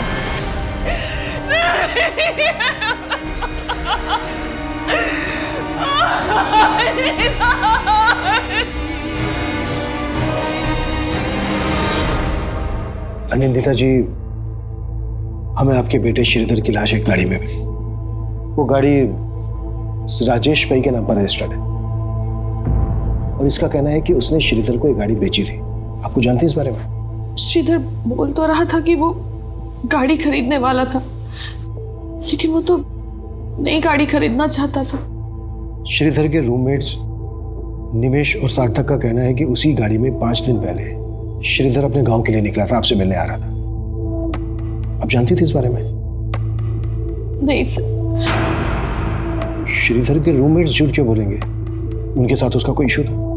पता नहीं सर, श्रीधर मुझे कुछ बताता ही नहीं था। श्रीधर की मां का बयान पुलिस को यह सोचने पर मजबूर कर रहा था कि श्रीधर के रूममेट्स ने पुलिस से झूठ बोला होगा। वहीं राजेश भाई पुलिस की रडार पर था। श्रीधर के आस पड़ोस, ऑफिस, हर जगह श्रीधर से जुड़ी इंफॉर्मेशन निकाली जाने लगी, पर इस केस के कई ऐसे पहलू थे जो अभी तक अनछुए थे। सर मैं मानता हूँ कि मेरी और श्रीधर में अनबन थी, पर इसका मतलब ये तो नहीं कि मैं उसको कोई नुकसान पहुंचाऊंगा। तो झूठ क्यों बोला हमसे कि उस रात श्रीधर अपने गांव गया था? सर वो तो सार्थक ने बोला था मुझे, और मेरी इस बारे में श्रीधर से कोई बात ही नहीं। सार्थक क्यों झूठ बोलेगा? सर मैं झूठ नहीं बोल रहा हूँ। श्रीधर मुझसे यही कह के गया था कि वो अपने गांव जा रहा है। अबे श्रीधर का मर्डर हुआ है, मर्डर। अभी इसमें तेरा क्या हाथ है वो बोल। सर इसमें मेरा कोई हाथ नहीं, आप बेकार में मुझ पे शक कर रहे हैं। श्रीधर और निमेश की आपस में नहीं बनती थी, क्योंकि कुछ समय पहले श्रीधर ने निमेश के बाल भी उड़ा दिए थे। क्या श्रीधर ने निमेश के बाल उड़ा दिए थे? हाँ सर, क्योंकि निमेश ने श्रीधर की टी-शर्ट फाड़ी थी। ओह शिट, मेरा बाल! निमेश क्या हुआ? बाल उड़ गए हैं उसके। मतलब?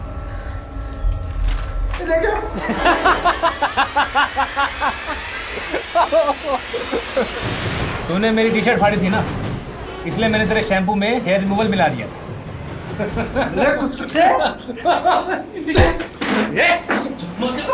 दोनों क्या कर रहे हो? निमेश छोड़ दे। सर उस दिन के बाद से निमेश बात बात पे बोलता था कि वो श्रीधर से ऐसा बदला लेगा कि वो कभी नहीं भूलेगा। सर वो तो मैंने गुस्से में बोल दिया था, और इसका मतलब ये थोड़ी है कि मैं उसको मारूंगा। ये सार्थक घुमा रहा आपको सर, और मैं अब दावे के साथ कह सकता हूँ कि श्रीधर गांव गया ही नहीं होगा। सार्थक ने किया कुछ ना कुछ। अच्छा, वजह क्यों करेगा सार्थक ऐसा? क्योंकि श्रीधर ने सार्थक से उसकी गर्लफ्रेंड छीन ली थी। कौन गर्लफ्रेंड? दृष्टि।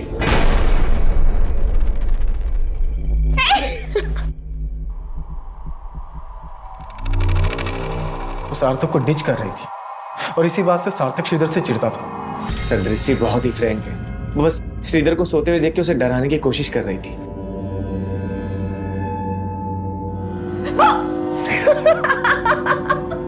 डर गए ना तुम? Get up, it's Sunday. Don't waste your day. उठो। सर निमेश के दिमाग में कचरा भरा हुआ, वो मुझे हमेशा भड़काने की कोशिश करता था। मुझे जितना ट्रस्ट दृष्टि पे था उतना ही श्रीधर पे। सर आपको यकीन नहीं होता तो आप दृष्टि से पूछ लीजिए।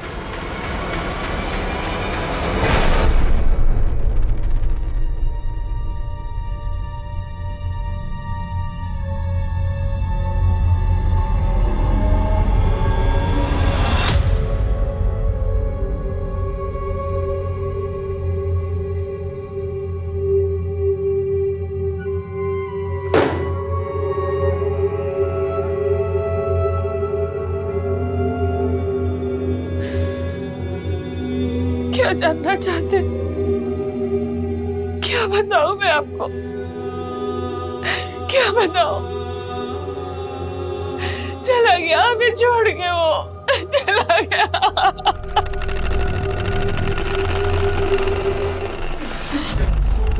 तो इतने दिनों से तुम मुझे फॉलो कर रहे थे और मुझे लग रहा था कि कोई और मुझे स्टॉक कर रहा है, मेरा पीछा कर रहा है, मुझे तरह तरह के मैसेजेस भेज के मुझे परेशान कर रहा है, लेकिन ये सब तुम कर रहे थे। क्यों महेंद्र? चुप! ज्यादा समझदार बनने की जरूरत मत कर। समझ गई ना? मैं चालाक बन रही हूँ? महेंद्र, तुम चालाक बन रहे हो, मुझे जलील करते रहते हो तुम। ये सब तुम मुझसे छुटकारा पाने के लिए कर रहे हो ना? कर रहा था, छुटकारा पाने के लिए कर रहा था, ठीक है? लेकिन अब मैं तुझे एक बात बता रहा हूँ, मैं तुझे ना तेरे इरादों में कामयाब नहीं होने दूंगा, चाहे कुछ भी हो जाए। पेपर से मारना तूने, देख लूंगा तुझे मैं।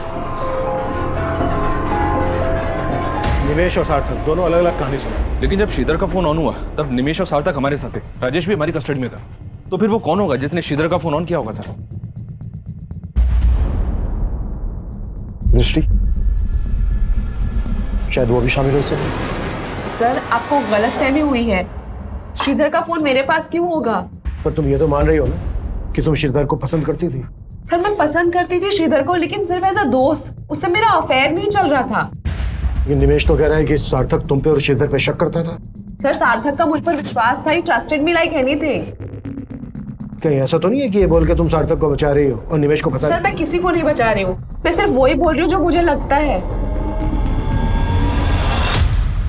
सर, श्रीधर के कॉल रिकॉर्ड चेक किए मैंने। दृष्टि के अलावा श्रीधर की रंजीता नाम की लड़की के साथ भी काफी बातें होती थी। कौन है रंजीता? उसके अंडर काम करती थी। श्रीधर और रंजीता का कोई चक्कर, अफेयर वगैरह? अफेयर का तो कोई हिंट नहीं मिला है, बस इतना पता चला है कि श्रीधर के बाद उसकी पोस्ट की सबसे बड़ी दावेदार थी। सर, श्रीधर और मैं सिर्फ कलीग्स थे, हमारा कोई अफेयर नहीं चल रहा था। कॉल रिकॉर्ड चेक किया हमने तुम्हारे। ऑफिस के बाद जब जब तुम श्रीधर को फोन करती थी, उसके बाद राठौड़ तुम्हें फोन करता था। क्या चल रहा था ये? देखो, कुछ भी छिपाना मत हमसे, मालूम है हमें। राठौड़ के साथ तुम्हारा होटल में आना जाना था और जब जब तुम उसके साथ होटल में आती जाती थी, उसके बाद श्रीधर को फोन करती थी। क्या खिचड़ी पक रही थी ये? सब मैंने जो किया वो राठौड़ के कहने पे ही किया। क्या करवा रहा था राठौड़ तुमसे? सब राठौड़ ने श्रीधर के ऐप को अपना बना के प्रेजेंट किया था, इसीलिए श्रीधर उसे धमकी दे रहा था। कैसे धमकी? सब श्रीधर उससे बदला लेना चाहता था और राठौड़ मुझे यूज करना चाहता था। मतलब किस तरह से तुम्हें यूज करना चाहता था? सर, वो चाहता था कि मैं ये पता लगाऊं कि राठौड़ को लेके श्रीधर के दिमाग में क्या चल रहा है, इसीलिए मैं उससे बात करती थी। श्रीधर, तुम राठौड़ को इग्नोर करो, इसी में तुम्हारी भलाई है। नहीं, मैं इग्नोर नहीं करूंगा उसको, उससे बदला लूंगा मैं, और अगर तुम मेरा साथ दोगी तो तुम्हारा बदला भी पूरा हो जाएगा। देखो श्रीधर, तुम मुझे इन सब चीजों में मत घसीटो प्लीज। क्यों? उसे डर रही हो या उससे बचा रही हो तुम? मैं उस कमीने को क्यों बचाऊंगी? तुम करने क्या वाले हो? कल मिलो मुझे, मिल के बताता हूँ तुम्हें। ठीक है।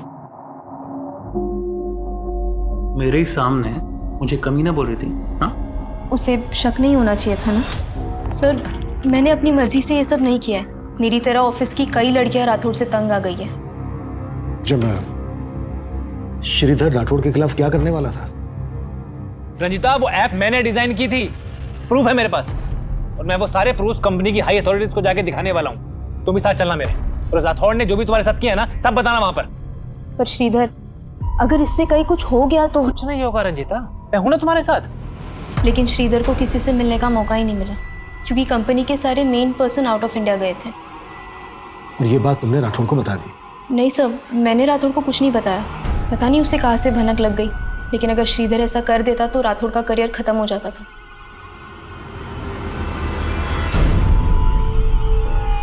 गाइस, ये रंजीता अभी तक आई क्यों नहीं है? फोन भी नहीं उठा रही है। यस सर, ये सब आप क्या कर रहे हैं? I think there is misunderstanding. Sir, मेरे एम्प्लॉयज के सामने। सर सर, मानता हूं कि मैंने श्रीधर के आपको अपना बना के प्रेजेंट किया था, लेकिन मैंने उसका मर्डर नहीं किया सर। सिर्फ श्रीधर ही नहीं, रजिता और ऑफिस की और भी लड़कियों को ब्लैकमेल कर रहा था तू।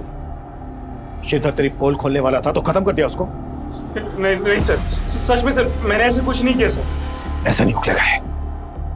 इसको टस। राजेश, निमेश, सार्थक, दृष्टि और रंजीता के बाद राठौड़ भी एक प्राइम सस्पेक्ट था, लेकिन श्रीधर का फोन बार बार ऑन करने वाला कौन होगा? फिलहाल इसका पता नहीं लग पाया था, लेकिन पुलिस को लग रहा था कि ये सब कुछ उन्हें असल मुजरिम से भटकाने की कोई चाल है। पुलिस इस केस को नतीजा देने के लिए श्रीधर से जुड़ी बारीक से बारीक बात पता कर रही थी। लाश पर मिले शॉपिंग बैग से भी कोई क्लू नहीं मिल रहा था और यह भी पता नहीं चल पा रहा था कि वो डक्ट टेप्स किसने और कहां से खरीदी होंगी। पुलिस को हत्या का मोटिव समझ में ही नहीं आ रहा था और इस केस की अगली जानकारी इसे और उलझा देने वाली थी। सर, श्रीधर का जिस तरह से मर्डर हुआ,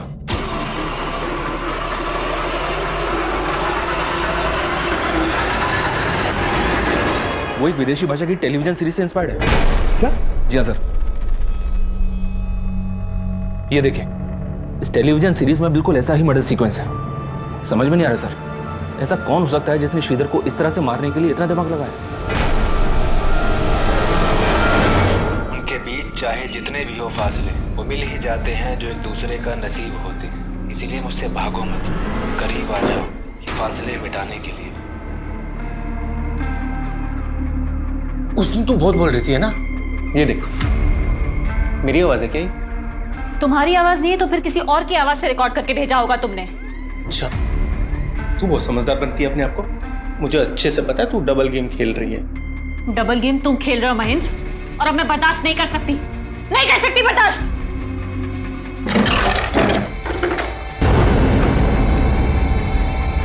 क्या है ये?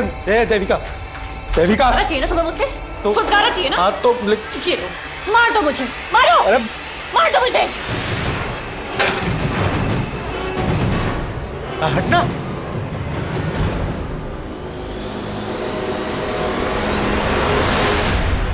सर, मैंने नहीं देखी है वो टेलीविजन सीरीज। हाँ, वो सार्थक को ये फॉरेन लैंग्वेज की फिल्म देखने का बड़ा शौक है। खुद को बचाने के लिए बार बार सार्थक का नाम ले रहा है। ये राजेश भी मिला है ना तेरे साथ, और विलास भी। विलास से तूने और राजेश ने मिलवाया था ना श्रीधर को। मैं बताता हूँ सर, मैं बताता हूँ सर, श्रीधर को घर खरीदने के पैसे की जरूरत थी। निमेश के कहने पर मैंने उसको विलास से मिलवाया था सर। विलास ने श्रीधर को 10 लाख रुपए ब्याज पे दिए थे। हाँ सर, लेकिन वो चुका नहीं पा रहा था। उसके बाद विलास ने उसके साथ क्या किया सर, मुझे नहीं पता सर। मैडम, सच है कि मैंने श्रीधर को 10 लाख रुपए दिए थे, लेकिन उसे मारकर मेरे पैसे थोड़ी ना वापस मिलने वाले थे। निमेश, राजेश और विलास के अलावा राठौड़, दृष्टि, रंजीता और सार्थक पुलिस सबको खंगाल रही थी। ये जानना चाहती थी कि उनमें से किस किस ने वो टेलीविजन सीरीज देखी होगी, पर गुनाह कबूल करना तो दूर, कोई मान ही नहीं रहा था कि वो टेलीविजन सीरीज किसी ने भी देखी थी। लेकिन सार्थक का ये बोलना कि श्रीधर उस रात गाँव जाने के लिए निकला था, ये सोचने पर मजबूर कर रहा था कि कहीं इस मर्डर का कनेक्शन श्रीधर के नेटिव प्लेस से तो नहीं जुड़ा था।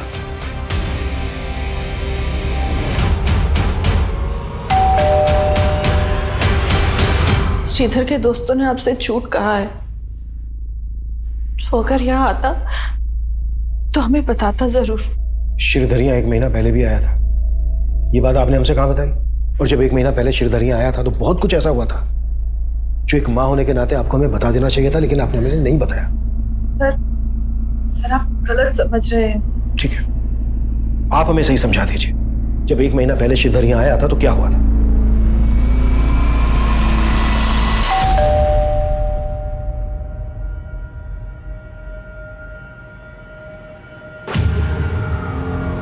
पापा, मैंने आपको कितनी बार समझाया कि आप चाचा पे भरोसा मत कीजिए। आप है कि समझने को तैयार नहीं है? बेटा, तुम्हारे चाचा का घर गिरवी रखा हुआ है और उन्हें अपनी बेटी की शादी भी करवानी है। ऐसे में अगर हम उनकी मदद नहीं करेंगे तो कौन करेगा? अम्मा, वो अपनी खुद की जमीन तो जुए और दारू में गवा चुके हैं। अब वो पापा की जमीन के पीछे पड़े, वो कुछ भी बोल के जाते हैं, पापा भरोसा कर लेते हैं। लेकिन इस बार मैं चाचा को समझा के जाऊंगा कि वो आप दोनों से दूर रहें बस। श्रीधर शुरू से ही अपने चाचा को नहीं पसंद करता था और उस दिन भी उन दोनों में झगड़ा हुआ था। तो भी आपको श्रीधर के चाचा पे शक नहीं है? नहीं सर, वो ऐसा नहीं कर सकते।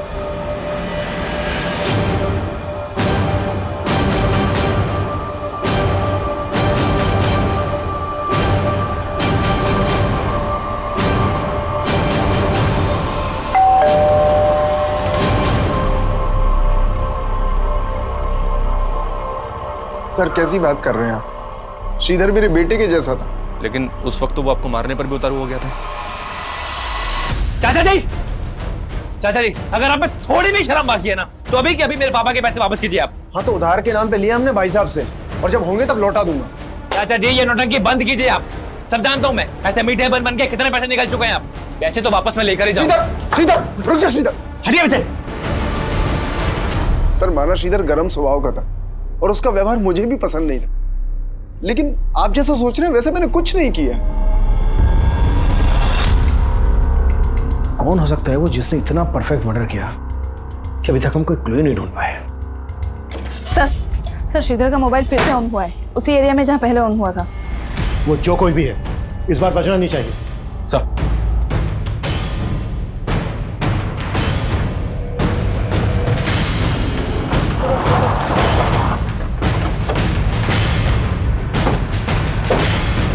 यही एरिया शो हो रहा है जहाँ श्रीधर का फोन एक्टिवेट है। ए बेटा, इधर आ।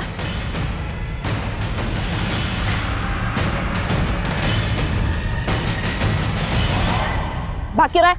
हैं? नाम क्या है तेरा? और ये मोबाइल किसने दिया तुझे? कहाँ से मिला? मुझे ये किसी ने नहीं दिया, मुझे तो ये गिरा हुआ मिला था।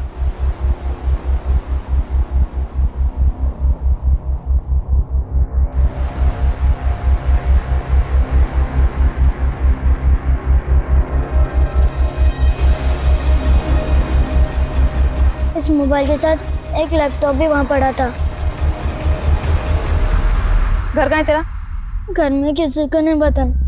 मैं तो इसे चुपके गेम खेलने के लिए ऑन करता था, लेकिन ये लॉक है और इसका लॉक खुलता ही नहीं। लैपटॉप कहाँ है? चल दिखा हमें।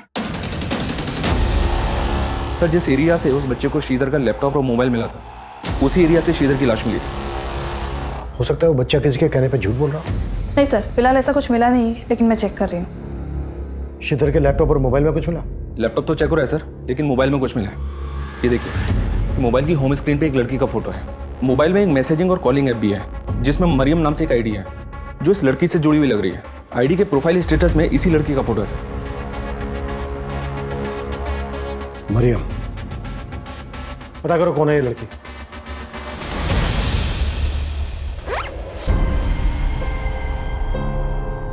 अब मेरे पीछे आने की गलती मत करना, समझे?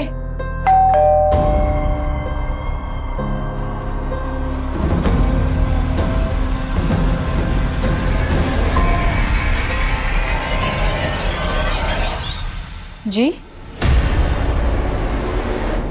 सर, ये मेरी आईडी नहीं है, मैं इसको यूज ही नहीं करती। लेकिन देविका, जिस कॉल सेंटर में तुम काम करती हो वहां पर कस्टमर से बात करने के लिए तुम्हें नाम दिया गया है मरियम। मरियम नाम की आईडी है ये। फोटो है इसमें तुम्हारा, श्रीधर के फोन में भी तुम्हारा फोटो है। लेकिन सर, मैं किसी श्रीधर को नहीं जानती। हाँ, लेकिन काफी टाइम से कोई तो मुझे तरह तरह के गिफ्ट्स देके परेशान कर रहा था सर। इनफैक्ट उसने मुझे कई सारे पेन ड्राइव्स भी भेजे थे जिसमें मेरे ही फोटोज थे सर। मैं आपको दिखाती हूँ।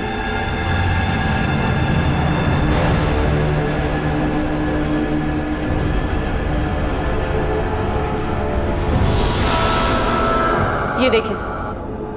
उनके बीच चाहे जितने भी हो फासले, वो मिल ही जाते हैं जो एक दूसरे का नसीब होते हैं। इसीलिए मुझसे भागो मत। सर, मैं खुद तंग आ गई थी इस सबसे। इनफैक्ट इसी वजह से मेरे और मेरे हस्बैंड के बीच में झगड़ा हो रहा था। सर ये सही बोल रहे सर, मैं इससे काफी परेशान थी। कहीं ऐसा तो नहीं है कि ये परेशानी जड़ से हटा दी, इसी वजह से खत्म कर दिया श्रीधर? सर ऐसा कुछ नहीं है, आप गलत सोच। हाँ बोलो। सर, श्रीधर के लैपटॉप में भी कुछ मिला है। सर श्रीधर के लैपटॉप में श्रीधर की ईमेल आईडी का पासवर्ड डिफॉल्ट सेटिंग पर था। सर मेल आईडी पर क्लिक करते ही मेल बॉक्स ओपन हो गया। और सर ये इस आईडी पर लगातार वो कई ऐसे मेल्स कर रहा था जो शक करने जैसे हैं। श्रीधर ने अपना लास्ट मेल इसी मेल आईडी पे किया था।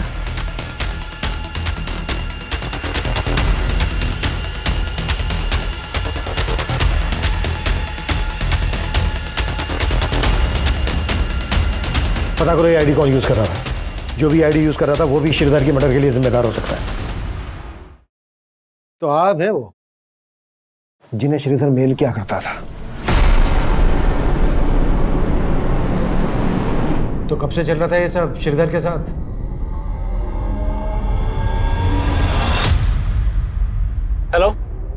मेरी बात श्रीधर राव से हो रही है? हाँ जी, आप कौन? सर, पीबीडी बैंक की तरफ से आपको क्रेडिट कार्ड का ऑफर है, क्या आप इंटरेस्टेड है? तब पहली बार मैंने और श्रीधर ने एक दूसरे से बात की थी।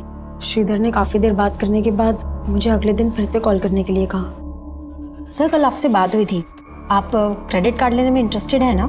जी, क्योंकि आपकी आवाज़ बहुत प्यारी है। क्या कहा सर? नहीं, कुछ नहीं। अच्छा, आप मुझे कल फिर फ़ोन कीजिएगा ना? अगले दिन भी हमारी काफ़ी देर तक बात हुई, फिर उसने अचानक से बोला कि ठीक है, मैं आपका ये कार्ड ले लेता हूँ, लेकिन आपको भी मेरी एक शर्त माननी पड़ेगी। कैसी शर्त सर? आपको मुझसे दोस्ती करनी पड़ेगी। सर, पहले तो मुझे बहुत अजीब लगा, लेकिन श्रीधर से बात करने के बाद मुझे उससे बात करना बहुत अच्छा लगने लगा। और उससे बात करने के लिए तुमने मरियम नाम की फेक आईडी बनाई। देविका तुम्हारे कॉल सेंटर में काम करती थी। श्रीधर से बात करने के लिए तुमने देविका के कॉलिंग नेम का इस्तेमाल किया, मरियम। सर, उससे अपनी असली पहचान से बात करने से डर रही थी मैं। मुझे बिल्कुल भी अंदाज़ा नहीं था कि हम दोनों एक दूसरे से बात करते करते इतना क्लोज आ जाएंगे, एक दूसरे को इतना समझने लगेंगे। हम दोनों एक दूसरे से हर बात शेयर करते थे। उसके बाद श्रीधर ने मुझे शादी के लिए प्रपोज कर दिया और मुझसे मिलने की जिद करने लगा। मरियम, प्लीज मना मत करो। तुम समझ नहीं सकती हो मैं तुमसे मिलने के लिए कितना बेचैन हो रहा हूँ। मैं भी तुमसे नहीं मिल सकती हूँ। मिल नहीं सकती हो तो कम से कम अपनी फोटो तो शेयर कर सकती हो। सर, मैं बाकी लड़कियों जैसी सुंदर नहीं दिखती, इसलिए मुझे डर था कि वो मुझे देखेगा तो मुझे रिजेक्ट कर देगा, इसलिए तुमने देविका के फोटोज को भेज दिया।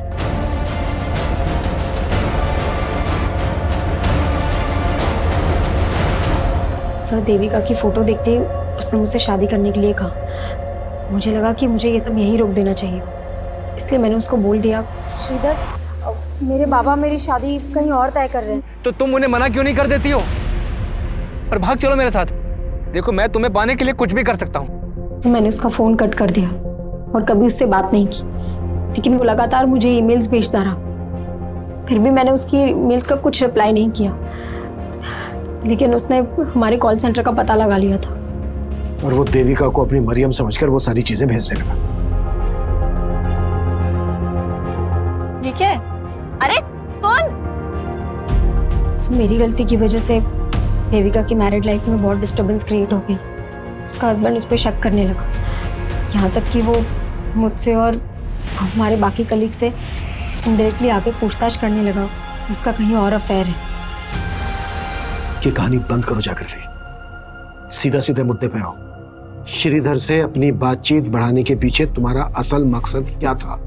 सब मेरा कोई गलत मकसद नहीं था, मेरा बस ये रूप, यही मेरी बदनसीबी है।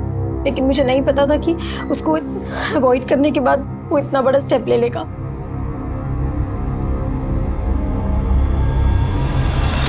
सर, मैंने चेक किया लेकिन ऐसा कुछ मिला नहीं जिससे लगी कि लड़की श्रीधर से कभी मिली होगी। लेकिन सर, जिस टेलीविजन सीरीज से वो क्राइम सीन इंस्पायर्ड है, उसकी डीवीडी श्रीधर की रैक में मिली डीवीडीज में भी थी।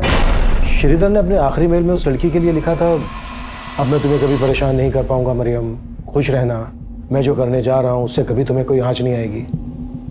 और श्रीधर के बाद के मेल पढ़ने में ऐसा लगता है कि जैसे जागृति के अवॉइड करने के बाद वो टूट गया था, डिप्रेशन में आ गया था और इसी वजह से शायद।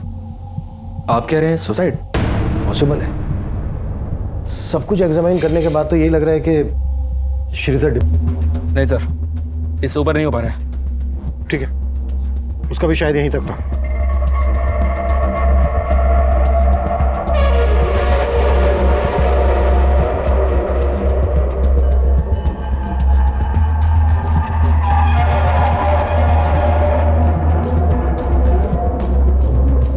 मनीष, बीच में कभी भी तुम्हें ऐसा लगे कि तुम्हें सांस लेने में दिक्कत हो रही है, बीच में छोड़ देना, हम दोबारा ट्राई करेंगे। Okay sir. अपनी आत्महत्या को मर्डर का रूप दिया ताकि जागृति पे कोई आंच ना आए। इस सब के लिए उसे जिम्मेदार न ठहराया जाए। आखिरकार पुलिस ने इस केस को सुसाइड की थ्योरी दी, लेकिन फिर भी पुलिस द्वारा जागृति पर अबेटमेंट ऑफ सुसाइड के चार्जेस लगाए गए हैं। पर यह सवाल भी कम हैरान करने वाला नहीं है कि इतना हताशा भरा कदम उठाने से पहले श्रीधर ने अपने माता पिता के बारे में क्यों नहीं सोचा। हम सब अपनी जिंदगी में फेलियर्स का सामना करते हैं, लेकिन फेलियर्स भी तो हमें आगे बढ़ने की सीख दे सकते हैं। माना कि सपने बुनना इंसानी फितरत है, लेकिन जीवन की वास्तविकता को स्वीकार करना भी बहुत जरूरी है। सच्चाई से भागने की बजाय उससे लड़कर ही हमारा संघर्ष सफल हो सकता है। अब मैं अनूप सोनी आपसे विदा लेता हूं। फिर मुलाकात होगी क्राइम पेट्रोल सतर्क के ब्लैक हेडलाइंस अध्याय में एक और नए केस के साथ। और याद रखें, क्राइम और आपके बीच में सिर्फ इतना फर्क है कि आप कितने सतर्क हैं। सतर्क रहें, सुरक्षित रहें। जय हिंद।